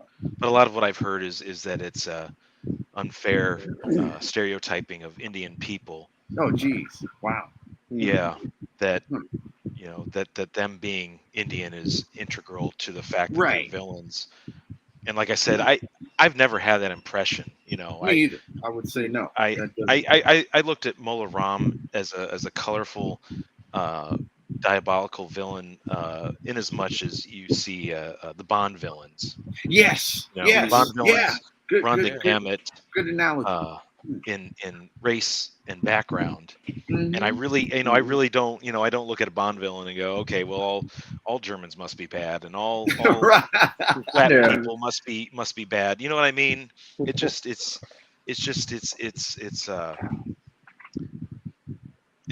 how do you explain it? Like it's who the character is, and it's where he's from, but it doesn't. He's not evil because he's Yeah, because it could have been. It could have Right. Yeah. actually been any ethnic, and it'd still be the same. It's just. It's. I think for me, I think it's the demonic stuff. I think is where they're kind of like, how do we get this Yeah. character on the shelf? You know what it Problematic is? too. You know what it is? People don't understand that he portrayed the character, but he isn't the character. So like Exactly. releasing that figure, Mhm. they're gonna be like, well, this is that, this is this, this is that, because you're gonna have those people, and then Mhm. it just goes back to being a corporation and having a company like Hasbro, and they're gonna be like, well, they don't want to deal with that. Right. They don't want to deal with any type of backlash for having a toy release and thinking it's going to harm their sales. It's going to Right. harm future production. Right. It's just dumb. Mhm. It just sucks that there's people in the world like that. And I would fingers crossed hope that because of the, I guess, demonic whatever, I would hope that he could be like a convention exclusive, right? Like, have her come out as an event, that way you're not worried about him being on the shelves and kids going, what the hell, this guy like is a cult leader, demonic pulling the heart. They wouldn't even have to answer that question. He's just in a convention and you get him that way. Like that would be one way to do it, which is also the way I always thought they should do Hooded Cobra Commander. He should just be an event, a Comic-Con or something, whatever exclusive. Just get him that way. That way you ain't got to worry about him being on the shelves in public and people going, well, why has he got, Right. it's You're talking about the hooded. Yeah, one? yeah. Just release him as a Comic-Con, because I think that's what they're gonna have to do with Mephisto. Even though they tried to, squeeze him into the Engine of Vengeance, they're gonna have to release him as just a Comic-Con type of thing, or New York Comic-Con, or whatever. He's gonna have to come out like that, because you can't really put that figure on the shelf without facing some type of backlash. What the hell is this? Literally, pun intended. What the hell is this? It's unworthy. Right. I worship in the Church of Cthulhu. Yeah. Mind you, 5K Toys has an awesome Cthulhu coming out, which I can't wait to get. But again, that's a figure that you just can't put on the shelf, I guess. Yeah. I am so. I would just make it a Hasbro exclusive then. 100%. Just make it a Pulse exclusive. It doesn't hit the shelves. Yeah. It could be a and if it sells, it sells. They take an attempt at it. They can't get backlash from it being in stores because it won't be in stores. That's right. Right. There's ways around. That's a good choice, though. I like that choice to make. Because, and I mean, now that you've got the characters from the movie, you have to have that villain. It's almost like how do you you got that? He's the reason the whole film exists. Exactly. Yep. So Yeah, you got to have that villain. I would say what if they were smart, they could release him like Blitz says as either a Pulse exclusive, a convention exclusive, and maybe he's in a 3-pack, and he could come with a couple of guys that are kind of like possessed, that you could that are already possessed and part of the cult. Or like even his sword wielding henchman. Yes. At the end of the film. Yep. Yeah. I worship the House of Hair. Jesus, Toy. Oh my God. What is that? He wants hair, so he worships the House of Hair. That's a good wish list for them to make. If you had one item for them to make, it would be cool. Yeah. If you're gonna go to the trouble to make Indy, with his sleeve torn off and short round, right, and this whole thing, you have to. Who are you gonna have him going up against? Very You know, true. you gotta have the villain. Mm-hmm. You gotta have Ultron or something. you know, I guess Thanos. Yeah, Thanos is going for saying stones and Yeah. stones and stones. In the tomb of Actually, Thanos. that would actually be a pretty good crossover. You That know, would be the stones and Indy stones. trying to collect the stones. They belong in a Collect the museum. Damn it! They belong in a museum. Oh Jesus! Oh man! Oh no, that would be a good one, man. That would really be a good one. And they could even premium price them if they wanted to. It's $50. Get them, pay the amount. You're talking about your 3-pack idea? Yeah, Yeah. or 3-pack be $75 or something. Oh yeah. And it's so funny because I was at an antique store yesterday, and they had the Disney store, or Disney, I guess it'd be the amusement Disney or whatever it was. It was the Indiana Jones that came out like a couple of years ago. That thing was horrible. The Crystal Skull. No. It was just the Indiana Jones that came out at the get them at the Disney store or at the Disney. Oh, I know what he's talking about. He's talking about the. He was like 7-inch scale or something. He was weird scale because he was 7-inch scale, and he was a weird. He had weird joints and stuff. But I was like, damn, man, I'm glad I didn't, because I remember seeing him in hand, and I was like, it's an Indiana Jones figure that's almost 1/12 scale. But I was like, nah, I'm so glad I didn't get it. That was an early Toddy Mac undercover design. Now I don't know if you remember this, but about 15 years ago, Hasbro, for the Crystal Skull film, they did 3 3/4-inch Indiana Jones figures. They did, didn't they? And I found young Indy. I found my young Indy in a box, in an old box. Wow. Recently. And they made everybody, the Cairo swordsman. I know I've got Mola Ram on that scale. He has this whole headdress, and he has if I recall, he has soft goods. His robe is soft goods, and he comes with I think he comes with an extra hand that's clutching a flaming heart, or just a flaming heart itself. Yeah, and his eyes he's like all wide-eyed and diabolical looking. I think you're right, because I think they even had play sets for that back then. Yeah, they did. Yeah, they had like I think they had the map room and a Jeep. Yeah, they had a few different things. I remember that line. I never picked them up, but I do remember that line. Yeah, I picked a few of them up. I thought they were cool. Wow.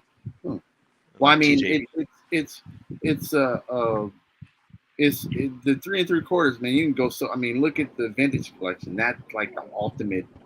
Like they have every figure you can ever think of that you never could think of. Like, it's everything. But that shit ain't a rabbit hole. That shit is a sinkhole. It is a rabbit hole. Black hole. But after dealing with 1/12 and 1/6 scale, like those 3 3/4-inch figures look so tiny to me.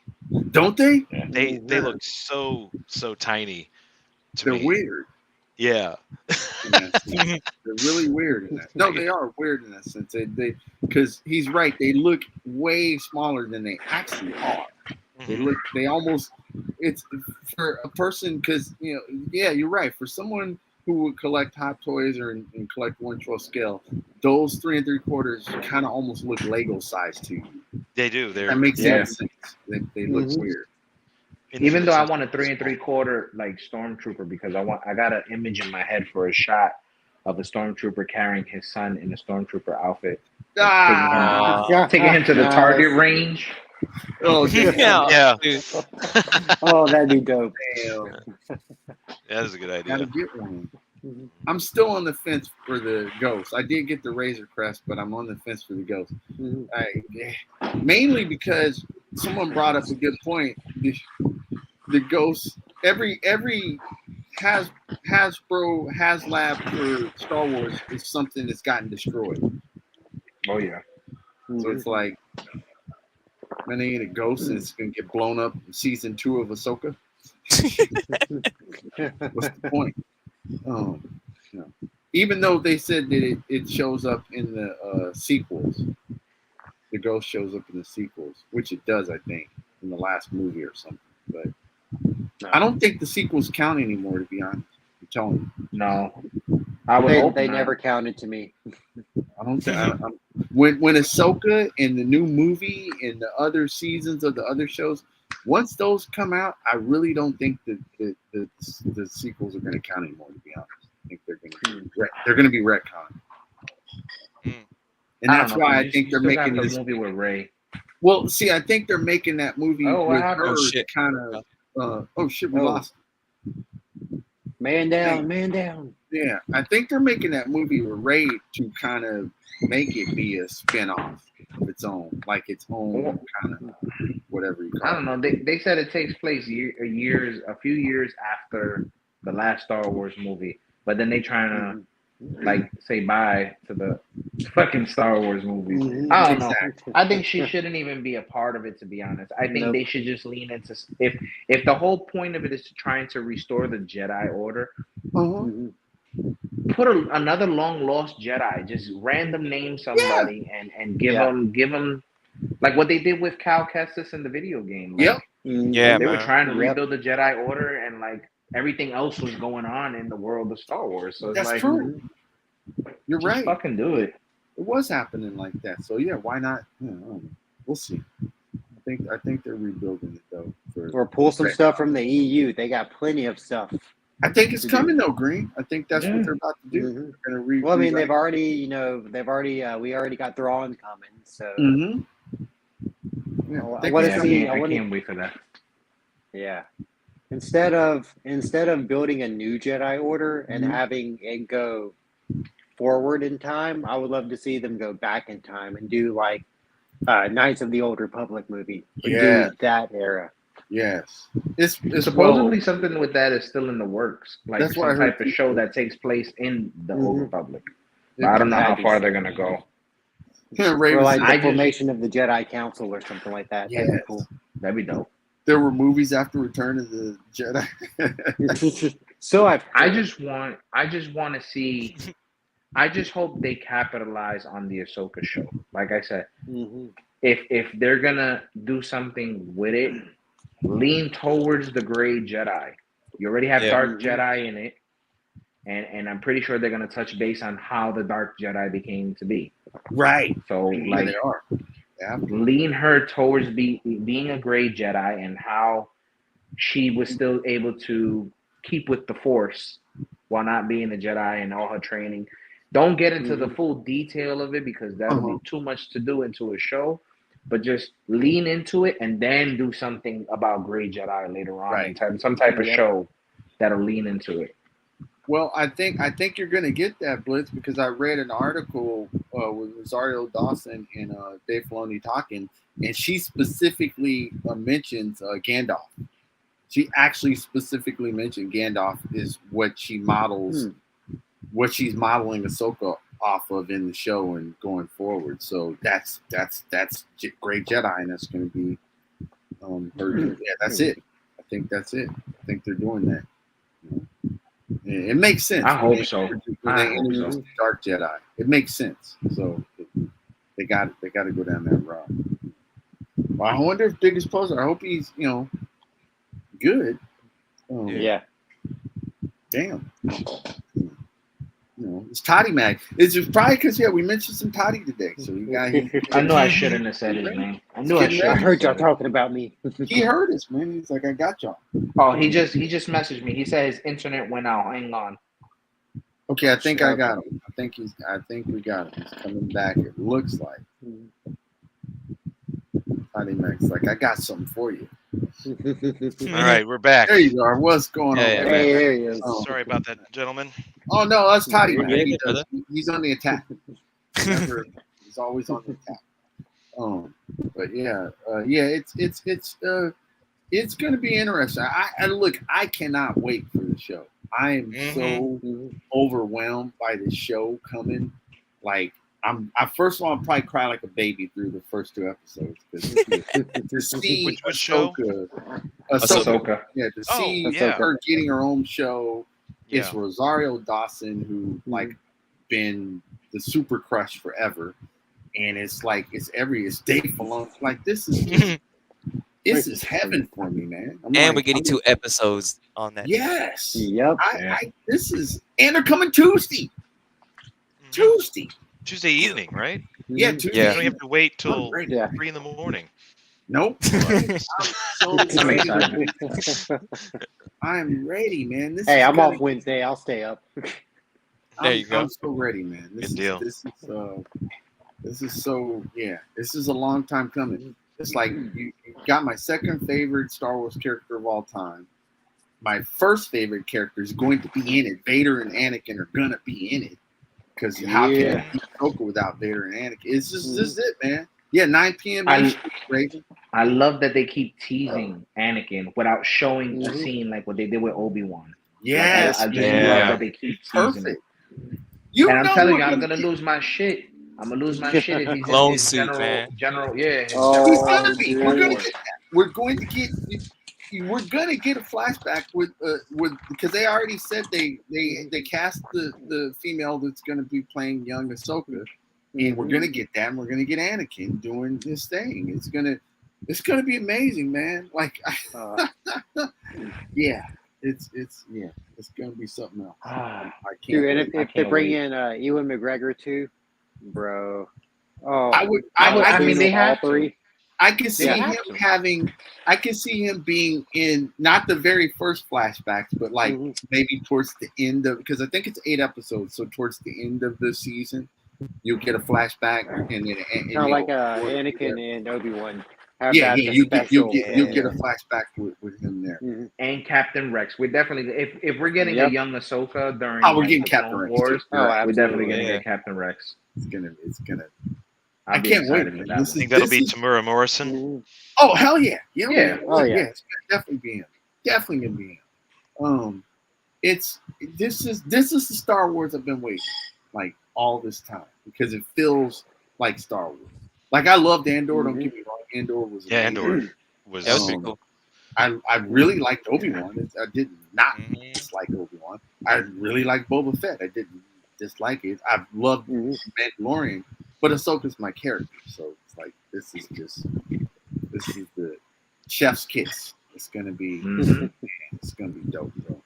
This is gonna be it's finally in Rebels, man. It made me. I'm so excited. I was like, man, I need to go back and start rewatching Rebels again just to feel good about it. Because those are some of my favorite characters too, and it's like Chopper's translated so well to live action. It's just nuts.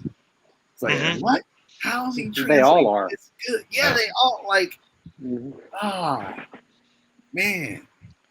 I wonder too if we'll see any of Hera Syndulla and what's his name's kid. Oh green yeah, hair. because he has to be there. Kaden and her child has to be there. Mm-hmm. Wow. Yeah, I wondered if he might pop up.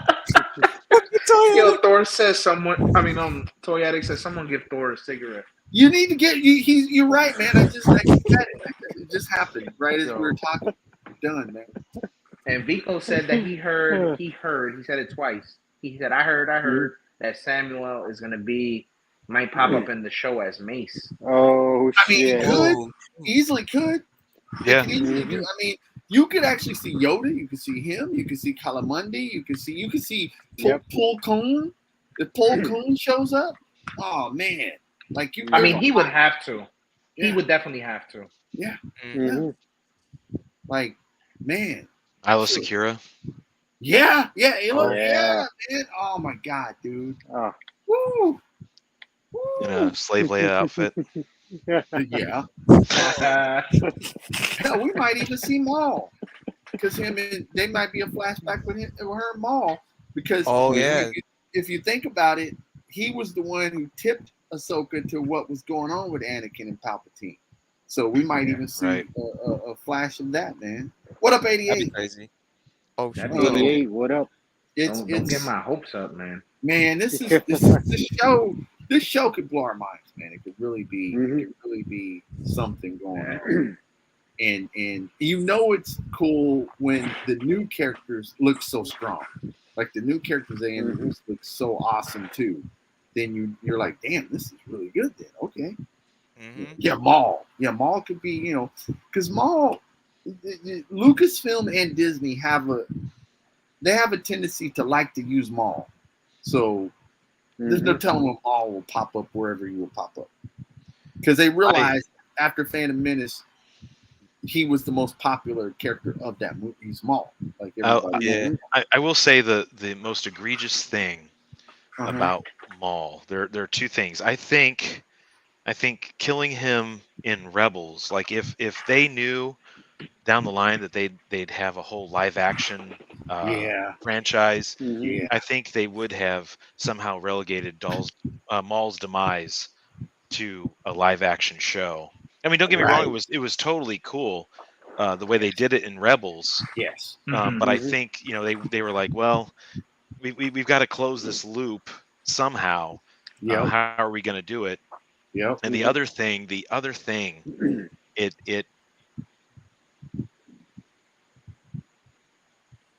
They freeze. Yep. Oh he froze. shit! Damn, he Yeah. froze right in the middle of the top, man. Oh shit! Left us on a cliffhanger for the Ah, other. for thing. real? Vico says might even see ET as a Jedi and make it canon. Well, I got Damn news it. for you, buddy. ET is a Jedi. Yeah, well, he technically. Hell yeah, he is. Oh yeah, yeah. Damn, you left us. And on technically, it's canon. Oh yeah, no, you're right. You're right. So Vico, your theory is correct. ET is a Jedi. Yep, all day long. Damn it, man! I want to know what his other theory is gonna be. Shit. But yeah, we're gonna be in for, I think, a very pleasant surprise with this show. It's gonna be the show. It's gonna be the show that puts Star Wars on the map. And it should. I mean, everybody out here, you wanted a strong female character. You've had one since 2003 or whatever, or 2006, 7, whenever she came. So get it together. No, I was Vico. like, what? I spit out, my man. They could do the Maul, and it's funny because Ewan McGregor and Deborah Chow were talking about they have so many ideas for if they did a season 2, because there's a 10-year time frame that they could work with to do. My favorite reuse in ancient times for probing.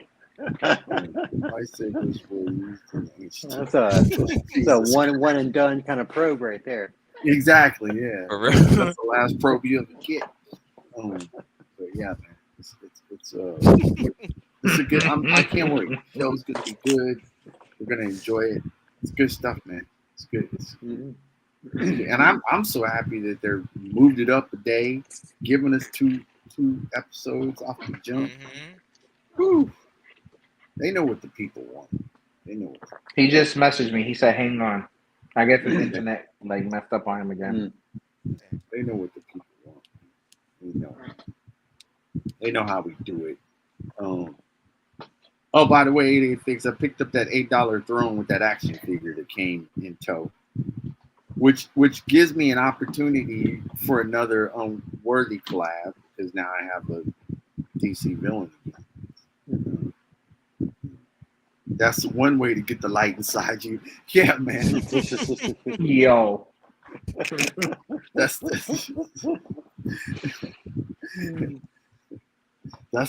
no moon. Shit.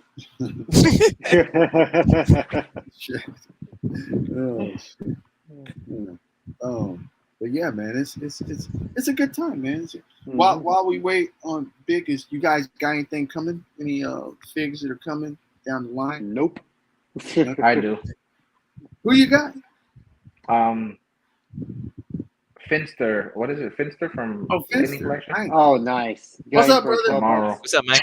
You left us on a cliffhanger. that couldn't have been timed better. Anyway, Cliffhanger. I know you probably moved on to another subject, but the thing that about Maul that frustrates me the most, and I'll get this out quickly before the internet drops again.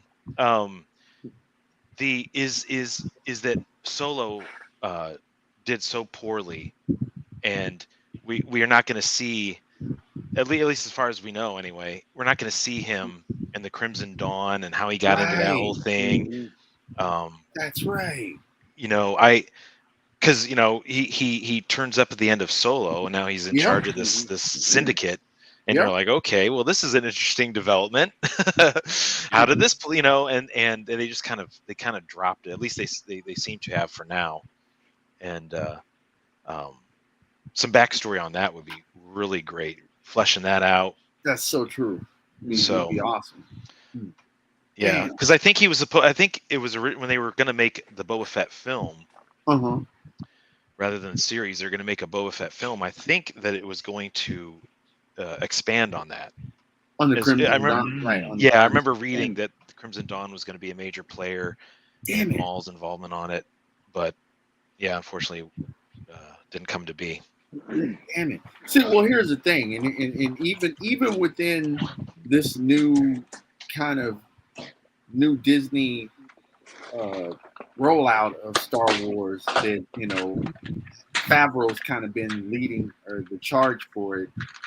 They're just now getting to letting Filoni do his thing, like, because all these other shows have not been purely Dave Filoni. They've been all these other people involved in it, and honestly, it should have all. If Favreau was coming on to executive producers, it should have been Filoni from the jump on everything. He should have, because he is the caretaker of the property directly from from Lucas. So he should have always been writing all the stories, writing all the stuff, putting it all together, putting it, and that should have been the what they followed, And I think it's just been that they put out material previously to letting Dave kind of steer the reins that have been them kind of making it up as they go along. And so they'll plant these little seeds, and it's like, oh, we forgot about that seed, how we open. But all those things were kind of, if you look back at Clone Wars or look back at Rebels, all the template was already there. All they had to do was just let Filoni keep expanding from there, and you would have got all the stuff you get. But it's almost like we're backtracking with Ahsoka in a sense, because now it feels like this truly feels like the continuation of the prequels and Clone Wars and Rebels. It feels exactly like it feels, and the original trilogy. It feels like the real actual torch carrying. Even above Mando, it feels like the real, like this is the real shit that's carrying on the story. The Ahsoka thing. And it makes sense because it's Filoni. He's doing it all. What he's done for Star Wars, I think it's because he was a fan, just like we were growing up. Yep, that's right. And exactly. I think he really he cherishes and he holds these characters in this saga, this story close to his heart, and he doesn't want to screw it up. He wants to continue making engaging and entertaining characters and stories and situations. And he's also been a master apprentice type thing with Lucas. He's also been guided to start to think like Lucas, because I was watching this behind the scenes thing on Ahsoka, and when Filoni drew Ahsoka, he was originally meaning for her to be with these other Jedis, right? Like a little group of these other Jedis he made up. But Lucas said, "Now I want to give Anakin an apprentice, like a Padawan."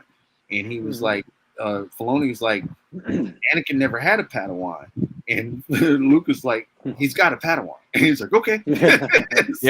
So it's like he learned from, okay, I'm getting the storytelling elements. Because say whatever you will about some of Lucas's direction, but his storytelling's never not been spot on. He's always been good with storytelling. And I think Filoni's picked up that. He's picked up that, this is why this character is like this. This is why that's like that. And he's gotten that down to science now from learning from George. Like, that's why that character is this way. This is why, it's a storytelling. I don't know if you know, but George and Filoni worked closely together on the Clone Wars cartoon. Yes, they did. And before that, Filoni was heavily involved in Avatar: The Last Airbender, going so far as That's right. directing a few episodes. That's right. Which, so for my part, just recognizing his name and his involvement, like Avatar: The Last Airbender, is a phenomenal series. Oh man, it's Like I can't believe it was aired on Nickelodeon of all things. I know. It's just too damn good. But Well, you saw. I was just gonna say, but knowing Dave Filoni's talent for telling a really good story. He was working in the Clone Wars. It Yep. didn't surprise me at all to see his name, and now he's at the helm of yes, Mando and Ahsoka and all these Yes. things, Mhm. Rebels, and Yep. and he's knocking it out of the park. yeah, he is. They just need to let the dude do his thing. If Mm-hmm. they let him do what he needs to do, he's gonna give them the content that the fans are gonna respect and appreciate and adore. Mhm. Like it. That's Absolutely. all they got to do. Yeah. Let I'm him here do for what it. man. So All this of is it's and Filoni, he ain't slick. He's a clever dude. He's on his Jurassic Park, man. He's a damn velociraptor. And the reason why I say that is because all these shows have come prior to Ahsoka. But mind you, Ahsoka is the one show by the Rebel that has the World Beyond Worlds.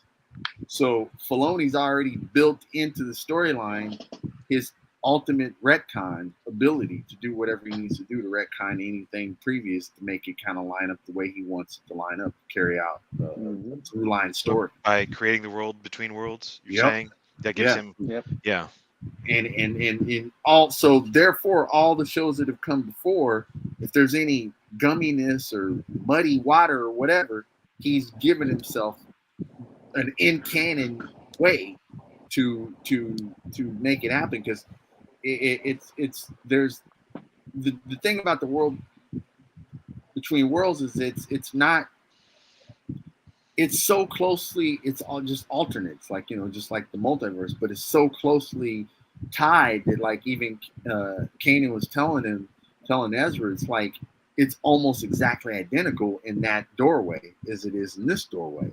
There's just those really slight changes of like choices that were made that make the storyline go this way or that way. So right.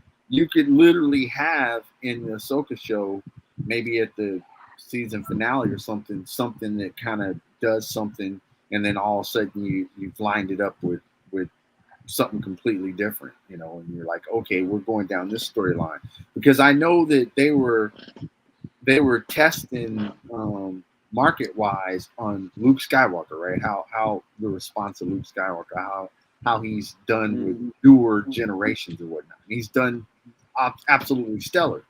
And so, but they know they backed him into a wall with the sequels, and they backed him into the wall with kind of some of the other stuff. But they also, as Green says, they know they've got that EU material where Luke gets to do what he needs to do, and he gets to meet characters like Mara Jade, and he gets to do other stuff and all this other thing. And so I think they know that if they really were to use some of the tools available, they can do some retcons and still get that property put out, still get that material squeezed out, and get things going. Because I think you're right, Biggest. I think they did see some of the errors they made, even with Solo, right? They could have went this way, and stuff that they really could have been really interesting, but they kind of dropped the ball on it because I don't know if they knew what was going on. And as far as Filoni's concerned, he wasn't really involved in that movie per se. Not to my knowledge. No. So it's like, they know they've got some ways to kind of bring it back and get it back to where it would really be shooting through the roof. It's and I think Ahsoka is. I think we're going to see the very first foundations of that with Ahsoka.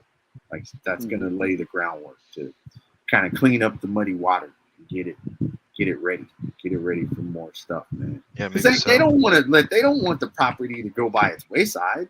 That doesn't make any sense. It's their business. They don't want they want it to.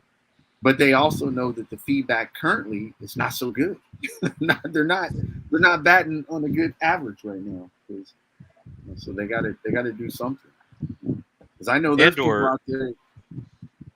I was going to say real quick. I know there's people out there that Ahsoka's going to be their last thing for them. If it doesn't do it, they're done with Star Wars. There's a lot of people out there. It's gonna do it. But you were saying Andor? I'm saying Andor has, in my opinion anyway, has really told it's telling the Star Wars story, a Star Wars story in the Star Wars universe in a really compelling way. Yes. I do enjoy it for its intrigue and the political intrigue. The inner workings of the empire. These things that we kind of had a sense of in the films and TV shows, but we never really saw. Right. And I find that absolutely fascinating. No, I think if Lucasfilm, if Disney, if they were to just let Tony Gilroy and Dave Filoni just do their things, I mean, you got the perfect Star Wars continuing universe. So those guys get it. They understand. They're because you're right. Tony Gilroy, he covers all of the, I guess you would say, the greater galaxy type stuff of all the regular citizens. He covers that so well, so immersively, and that allows Filoni to cover all the Jedi and Sith and all that stuff so immersively. Like they're two hand-in-hand creators that's all they really need over there. So let those guys do what they do. Tony Gilroy's Andor, is he the one? Yeah, he's the one that does Andor. They're kind of like Feige in a sense with Marvel, that he's been able to kind of trailblaze this universe and get it kind of laid out, which you can kind of tell when Feige stepped away from the Marvel. You can tell when he's not that directly involved, but when he is directly involved, it's working like a well-oiled machine. And that's what they've got with Gilroy and Filoni. They've got an opportunity for two guys to really bring it in. And basically all they need Favreau to do is just give them, oversee and make sure they're good. Make sure my guys are good and good to go. If they can keep that maintaining, man, Star Wars will be killing it. They'll do it. Because shit, I think Andor's up for like one of the 8 or 9 Emmys or some shit. It's outrageous Emmys. Yeah, I think you're right.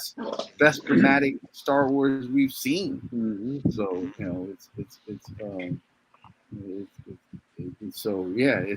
just giving those guys. But you can tell both of these people are fans. They probably were in line waiting for these movies back in the day and doing what they're doing now. Here they are. Like season 1 Mando, Rosario and Jersey and Josie and the Pussycat. Dude, Rosario in anything, bro. I remember her in Kids. Yes, that was the first time I seen it. Yep. Yeah, she was excellent at that. Was it Clerks 2? And then it was I think she was. What was she in after that? After Clerks 2, she's been in so many things. It's like I'd have to bring up IMDb. So many things.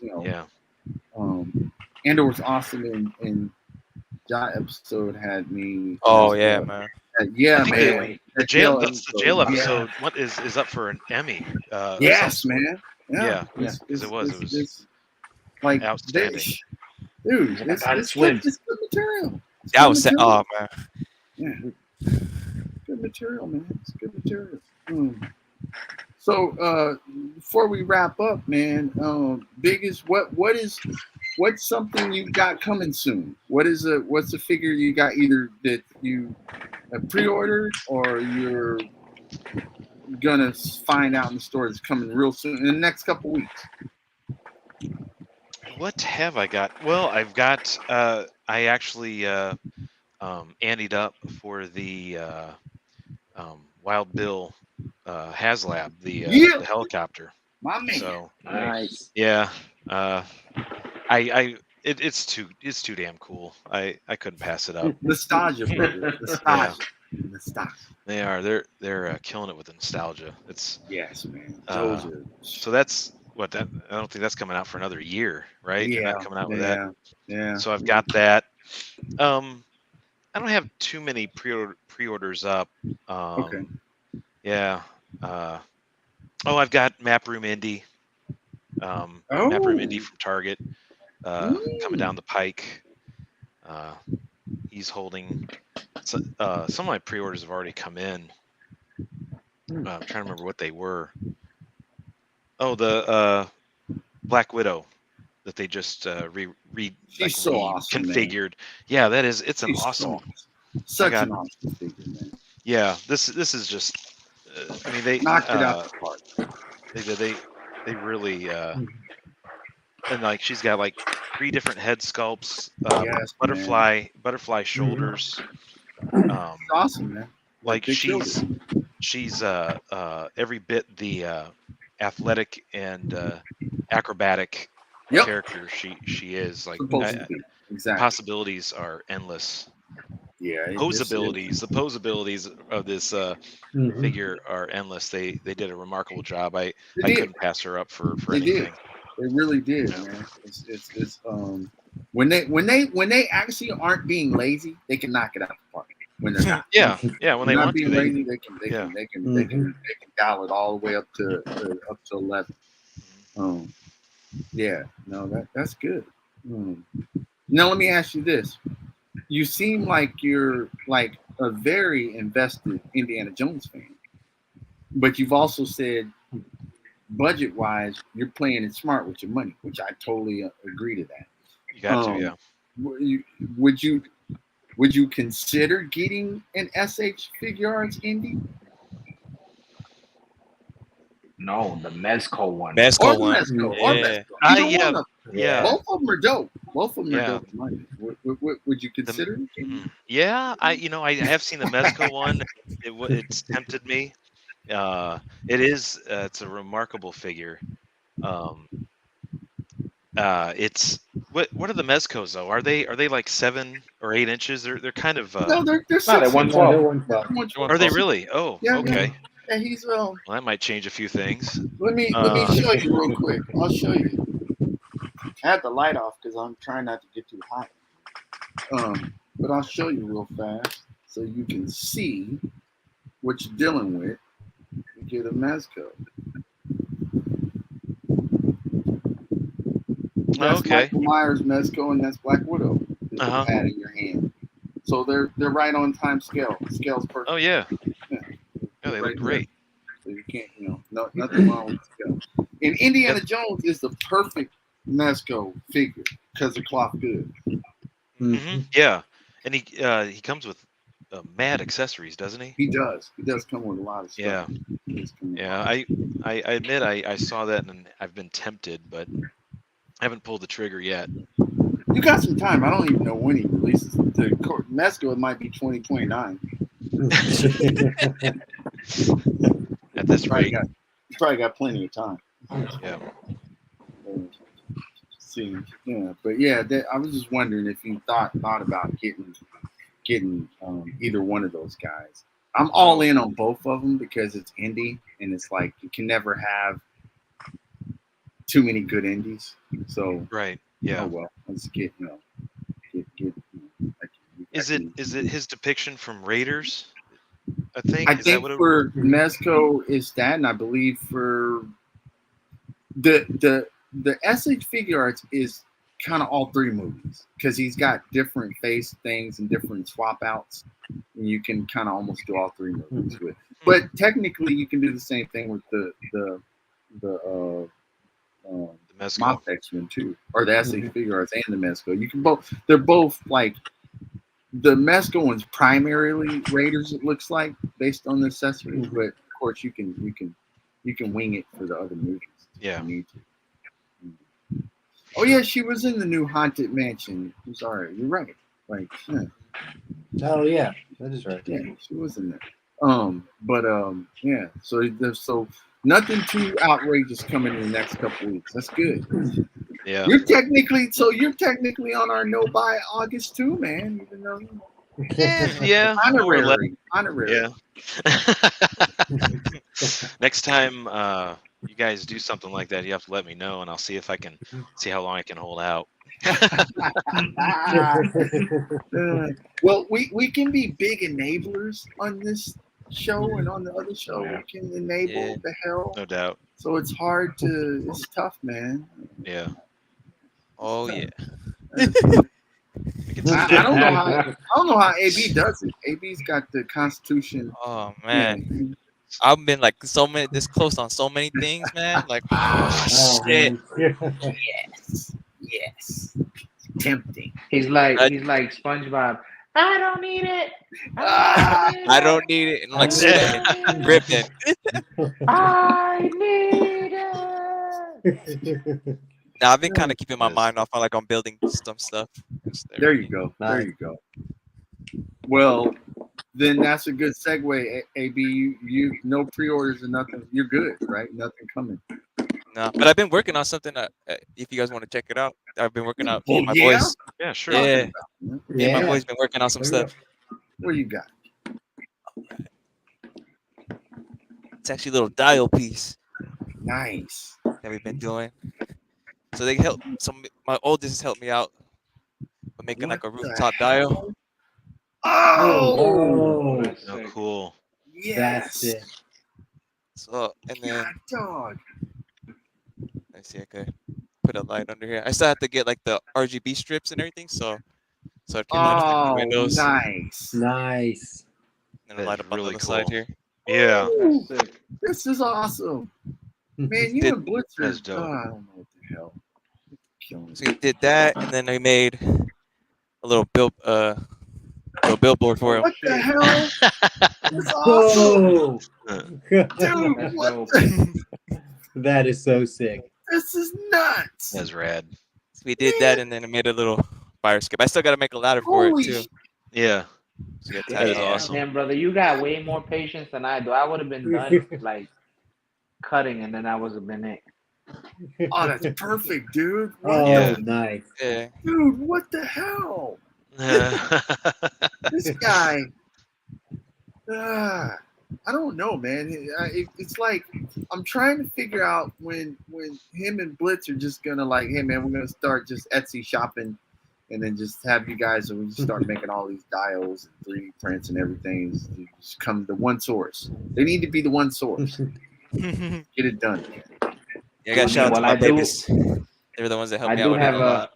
I do have an announcement about a dial when we get to the announcements. Not yet. Okay, all right. When we get you're to ready. the When you're ready. Green, you got anything coming? Nope, not a thing. I mean, Yeah, I got stuff all on I need pre-order, with that but Mezco nothing- Green Ranger. nothing too- Yeah, he's still vibing good off of for a that. while. Damn, man. No. Blitz, you got anything coming? Just the Lightning Collection Finsta that they put up in the chat, and it was like Nice. $12. Oh, that's It was perfect. funny because he went for $12, and I think it was last weekend on the show. I said I wanted him, Yes. but I'll wait to see if he Mhm. goes down. And the next day, he was like, "Bam, $12." I was like, "Well, there you go." It's Oh sold. man. That That's was awesome. Awesome. Yeah. But other than that, none. Yeah, I think. Well, I thought I had dealing with Walmart and Hasbro. I didn't know what was going, but Joe he showed up. Snake Eyes showed up. That was the only thing I had coming. And so yeah, that was it. I think I'm good for a while. Oh no, I take that back. I'm wrong. I did the Fury Toys, the Tiger. He should be here this week. And Oh, nice. Nice.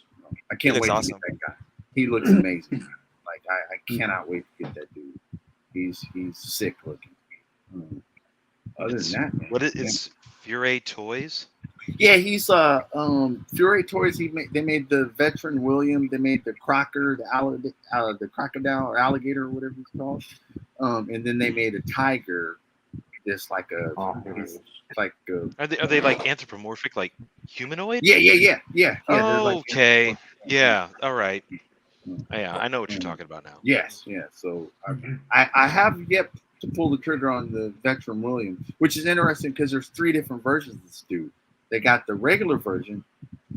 Big Bad Toy Store has a alternate like version where he's his fur is white, and then they've got the big bad toy stores, whatever their line, I forget what their line, the Monster Force or whatever they're called, they're releasing a version too. Mhm. But not to be left behind, executive replicas and loose collectors, they've got a werewolf coming out that's even bigger. He looks crazy. He looks nuts. So, yeah, we'll see. Yeah, Ravens has the werewolf, and I think does he have the crocodile dude or alligator? Oh, Raven, yeah. Yeah, I think Yeah. Oh yeah, and then there's the sharks. I forget. I don't think they're are the sharks the mafia sharks? Are they Fury? I don't know if they are. I don't even know. Yeah. Then there's the Jaguar Ninja. Yeah, I can't wait because she's a female. Crocker and William. Yeah, that's those. So and I like grabbing stuff like that because I don't collect Marvel Legends as extensively as I do. I cherry pick to death now, so it frees up a lot when you're not buying a whole wave. Yeah. Go grab something else. No doubt. Do it now. Okay, so the Sharks are Fury toys too. Fury's coming out, man. Damn. Mm-hmm. Yeah, they did the Leo Samurai, and I got the Splinter and Donatello ordered from them.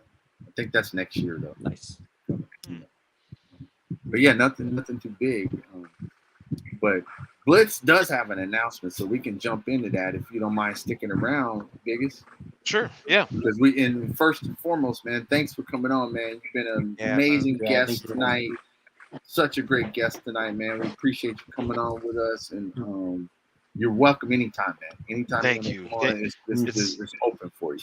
It's been an honor and a pleasure, gentlemen. Thank you so much. Open anytime, man.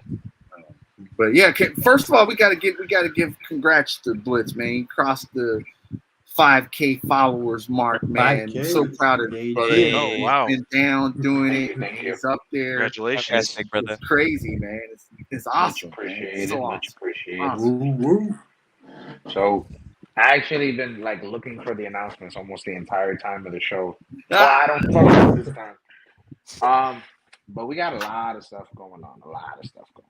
So I also confirmed with our guests. So next Sunday for Lazy Boys, we're gonna have Ryu Uchiha 009. Yes. He'll be joining us. He's excited. He'll be joining us next Sunday for Lazy Boys. Toy Addict will be announcing his next theme for Black and Wednesdays.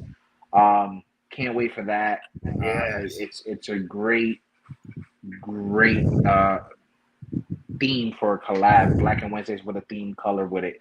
So definitely look out for his announcement on Unworthy Addiction with his co-host Unworthy Collector.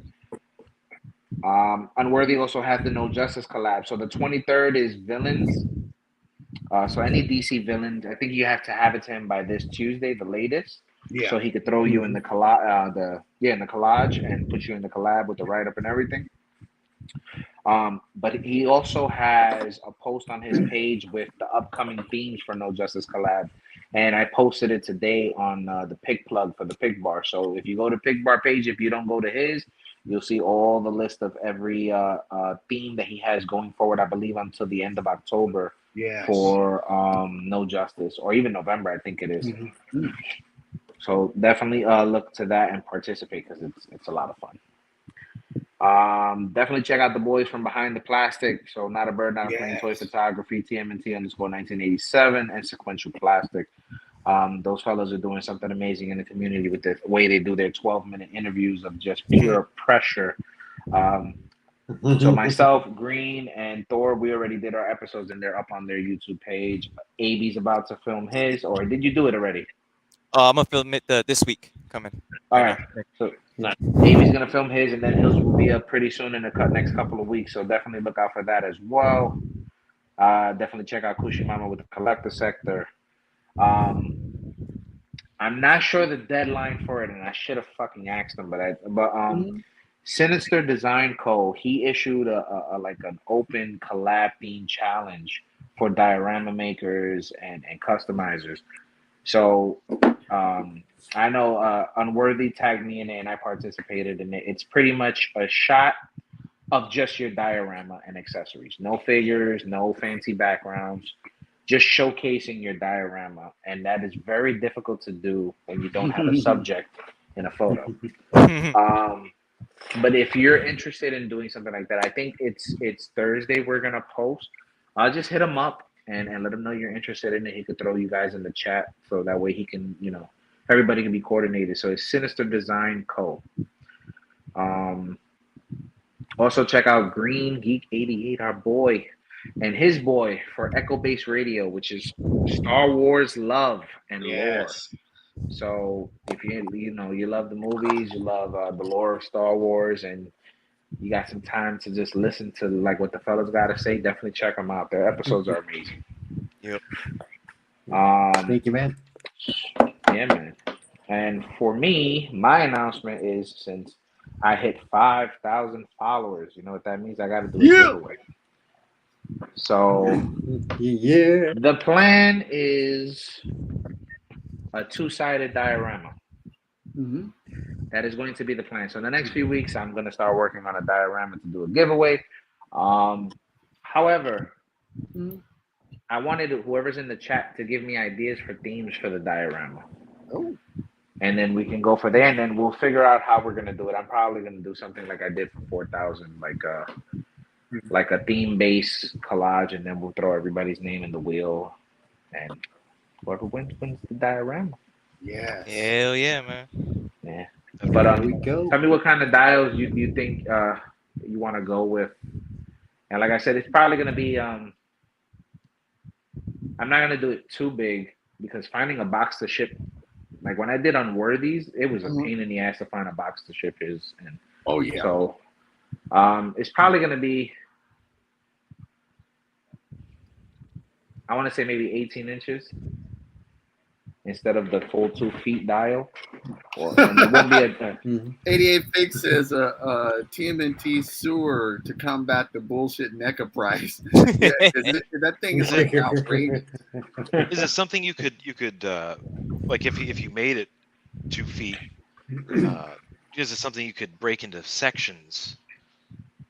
You know what I mean? I could, but the problem is that it all depends. So it's gonna be reversible. So like if it's for example, if it's a street dial, like if the bottom, the flat panel is like a sidewalk and then it's a brick wall, it's supposed to flip over and be maybe like medieval, like a stone brick floor with some moss and like that. So breaking it down probably McFarlane living room on one side, Blitz secret McFarlane collection room on the other. only for you, Unworthy. Only for you. Bedroom on one side and office for the other. That's a good one. Yeah, that'd be dope. Yeah. Okay. That's a good My idea. my vote is for a space theme on one side and then a streets theme on the other side. I like that one. Sci-fi and regular. And then a street scene. All right. Or I was thinking temple, a jungle temple interior, and then a jungle temple or exterior on the other side. Ooh. Yeah. Oh, that'd be dope. sick. That would be I'd be dope. So you can see I don't know. and then you're right outside. Yeah. We will see. You're But getting I'll a lot take of everybody. in. Yeah. I might even fuck around since I'm not gonna do it 2 feet. I might fuck around and do 2 and then do 2 for the giveaway. Wow. Oh, shit. Okay. Nice. It's They're like your two call. 18-inch ones, different style. And then what I'll do is to make it fair, the first winner can pick out of the 2. Nice. And then the second one will get the one that wasn't chosen. Nice. I think I can pull that off. That's That's awesome. what's up, man. That's Hell awesome. yeah. Wow. This is Strip exciting. club dial. Strip club on one side, casino on the other. There you go. Right. Sounds Vegas, amazing. the Vegas Dio. But yeah, I wanna do something. I was gonna say something toy addict, but I'm not gonna. I was gonna say like a strip club on one side and tacos store on the other side. Let's keep the themes related. Oh, A Jesus. basketball court. Oh, Ah, Oh, okay. yeah. A strip club Mausoleum. / strip church. club in a church. Actually, Oh, based dude. on the other. Mythic and Cosmic. Okay, that's a good one, Raven. Strip Yeah. club, church, strip club. Oh God. I like I might do the sci-fi one. The sci-fi on one side, and then do something else on the other. I'm leaning towards the sci-fi though. Maybe sci-fi and then a street scene on the other side. That'd be Because dope. there's really not enough Nice. sci-fi dials out there, to be honest. So I know, and I'm still fucking around with the one that Star I Wars made. hallways and things. they overlook that a lot of times. People do. Like but you've got so many sci-fi based characters. It's like, Especially with the cosmic and all that coming out. So. Cosmics, Star Wars, Marvel, DC. There's so many cosmic characters. Yeah, You know? we'll see. I mean, it's gonna be a few weeks because now I gotta like get into doing it, and Unworthy seconds the strip club church thing. That's that's a not running- happening. I'm sorry, that one is not happening. Yeah. Raven says definitely need more sci-fi diet. Yeah, sci-fi Yeah. is getting me because you can go so far with like it goes back to what Biggest was talking about, like having the ability to grab something and get more mileage out of it. Because there's so many different lines that do sci-fi that you go far with that.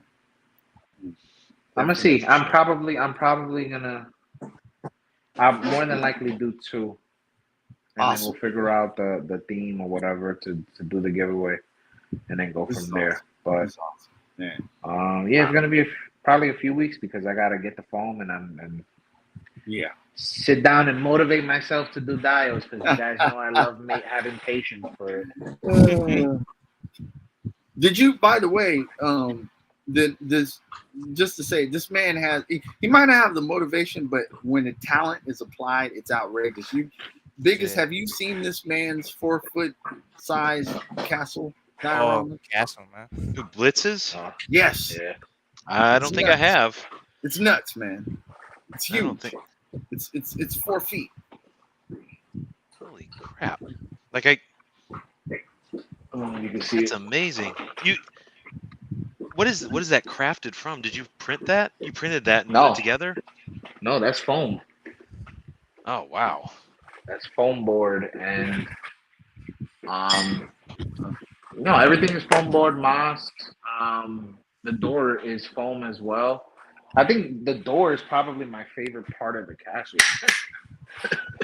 Only because I feel like I actually made it look like wood. Throw some light on. There you go. Throw some light on so we can see. Yeah, let's see so this. We can see it full blown.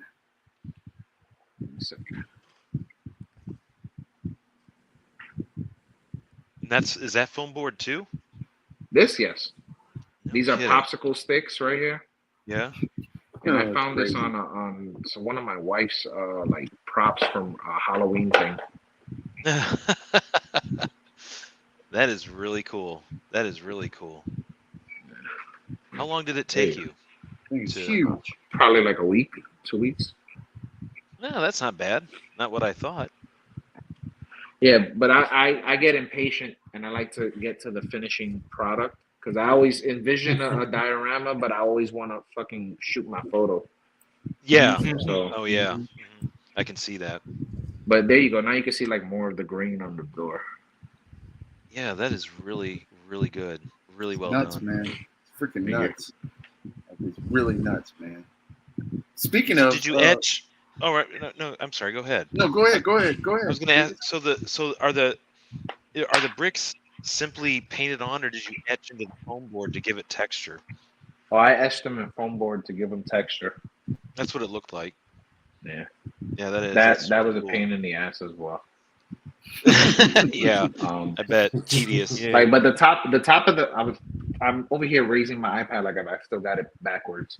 But the top of the castle itself, like the floor is also like it looks like wood, like wood That's right. paneling is on the top. That's right. That is really cool, man. Nicely done. Thank you. Yeah. Thank you. Killed it, man. Like, Hell like, yeah. Even though he says that he's not has patience, he has patience enough I to don't. make something like that. I mean, Vico says more a patience than dungeon, I have. a dungeon on one side, because that would be dope. But you Twadic guys says got to remember, the dial is not going to be huge. So a right. dungeon would be difficult to do if the dial itself is not going to be big. That's true. Well, Twadic says make the boom boom room. Oh my god. Oh yeah, you're right, Raven. Sci-fi is a good one because you're right. You can use it with Cobras or Joes too. Just change out the that's sci-fi is a good one. You can't really go wrong with that. It's one of the themes. You can definitely get mileage out of that. Wow. Yeah. It'd be cool. It's cool, man. Yeah. Is that all we had? Our Yeah, I mean, events, you think? that was pretty much the bulk of it. Nice. I think Yeah, that was pretty much the bulk of it. yeah. On Is the that host guys? for next Wednesday. Huh? The host for next Wednesday. Oh no! So I made a mistake. Then we're gonna be on for the Pig Bar Wednesday. Yes. There's no Okay. host next Wednesday. The hosts are for the following Wednesday for the 30th because it's towards the end of Power Month for Right. the Power Rangers theme. That's So the right. fellas at the Power Rangers collab are going to be doing the Pig Bar the following Wednesday, the 30th, right before the last day of Power Month, which the theme is Thank You Power Rangers. So Oh, it fits awesome. perfectly into doing everything the way they wanted to do it. That is So- perfect. And then the first Wednesday in September, we have Dead Man One, Skeleton Collectibles, and Wenzilla. They'll host the Pig Bar. Nice. Nice. That's awesome. So, but if anybody wants to be a guest on Lazy Boys, like There you the go. list is getting up there, man. You got to let us know ASAP because scheduling is amazing right now. We are booked all the way to. I'll tell you right now. Hold on. Hold up. October 29th. Maybe. We're booked until October 29th. So Wow. if you want to be a guest on Lazy Boys, the first Sunday in November will be the next available date. So please reach out to us. Let us know. We'll schedule you. We'll have fun. We got some stuff coming down at the end of the year, saying something like the themes from last year, almost, but a little bit more lazy. Yeah. So we're gonna be doing the episode again for figures of the year and see how Yes. bad our list changed from half year. And we're gonna have the same thing. We're gonna have people coming in and out the show. I mean, we did good last time. It was like 15 on or like 10 on in one episode, and we That have was people coming in crazy. and out. Yeah. And we're gonna be doing stuff again for our boy Tuscan Traders, who is crazy. It's gonna be a year already Yes. that he passed away. So we'll be doing another style theme for his son. Probably another 12 Days of Tuscan, but in a different way. We're still working that out, but there's other stuff that we're working on the side too. But it's gonna be a fun end of year process for the Lazy Boys and the Pig Bar shows. Yes. Very much. Hell yeah. Raven says, I'll let you guys know as soon as I get those Savage Crucibles. I might want to open the box with you guys if that's cool. Yeah, you can definitely get on That's fine. a Pick Bar or Friday Night Yeah, Features do it. come on. Which Friday Night Features is a good place to do it because if you guys are knowing, just a couple Fridays ago we had Super Action stuff on, and that was awesome. Him showing off so much of the new product he's got coming, revealing some new teases of new stuff, and it was awesome. So yeah, definitely, Ravens, if you want to come on and show off a new line, because I'm interested to see what those look like too, the Savage Crucibles, and see what's going on with it. And then we had one, I guess it would be a Wednesdays back a while back. We had on Almighty Legends. Those figures come, which are about to be dropping soon too. So yeah, anytime you guys got new stuff you want to show off, new lines, like definitely let us know. We're here to support that. yeah, that's what we're here to do. Yeah, man. Mm. And I got something secret that I'm working on. Oh Yes. shit! Oh Oh shit! shit. Awesome. And I've been talking with them. Shh. Notice I said them. Yes. So No jinxing. yeah, no jinxing. But I've been working on something, so I'll wait till I get more info on it before I say anything. But Awesome. it looks promising. It Oh, looks yeah. promising. Oh, yeah. I mean, it's. But again, biggest poser. Thank you, brother, for coming on with us, man. You've Yeah, been a man. great guest. More than Yeah, welcome to come on anytime you want to. And again, we'll say it like this on you. If you want to come on with some of your fellows, you grab, you can host, whatever, man. It's open. This is open door. We do open door policy over here. It's all it's all freestyle and all open. That's fantastic, guys. I've had an awesome time. Thank you so much again. Absolutely, man. Thank you, I man. look forward to being on again too. Our Yeah, pleasure. Definitely. Definitely. Come on, man. It's With that being said, it's time to stop being lazy and have a good night. you heard the That's a man. wrap. Man. We're out of here, fellas. Good night, Y'all be everybody. safe, bro. man. Good night. Stay safe, brothers. Later. Good night.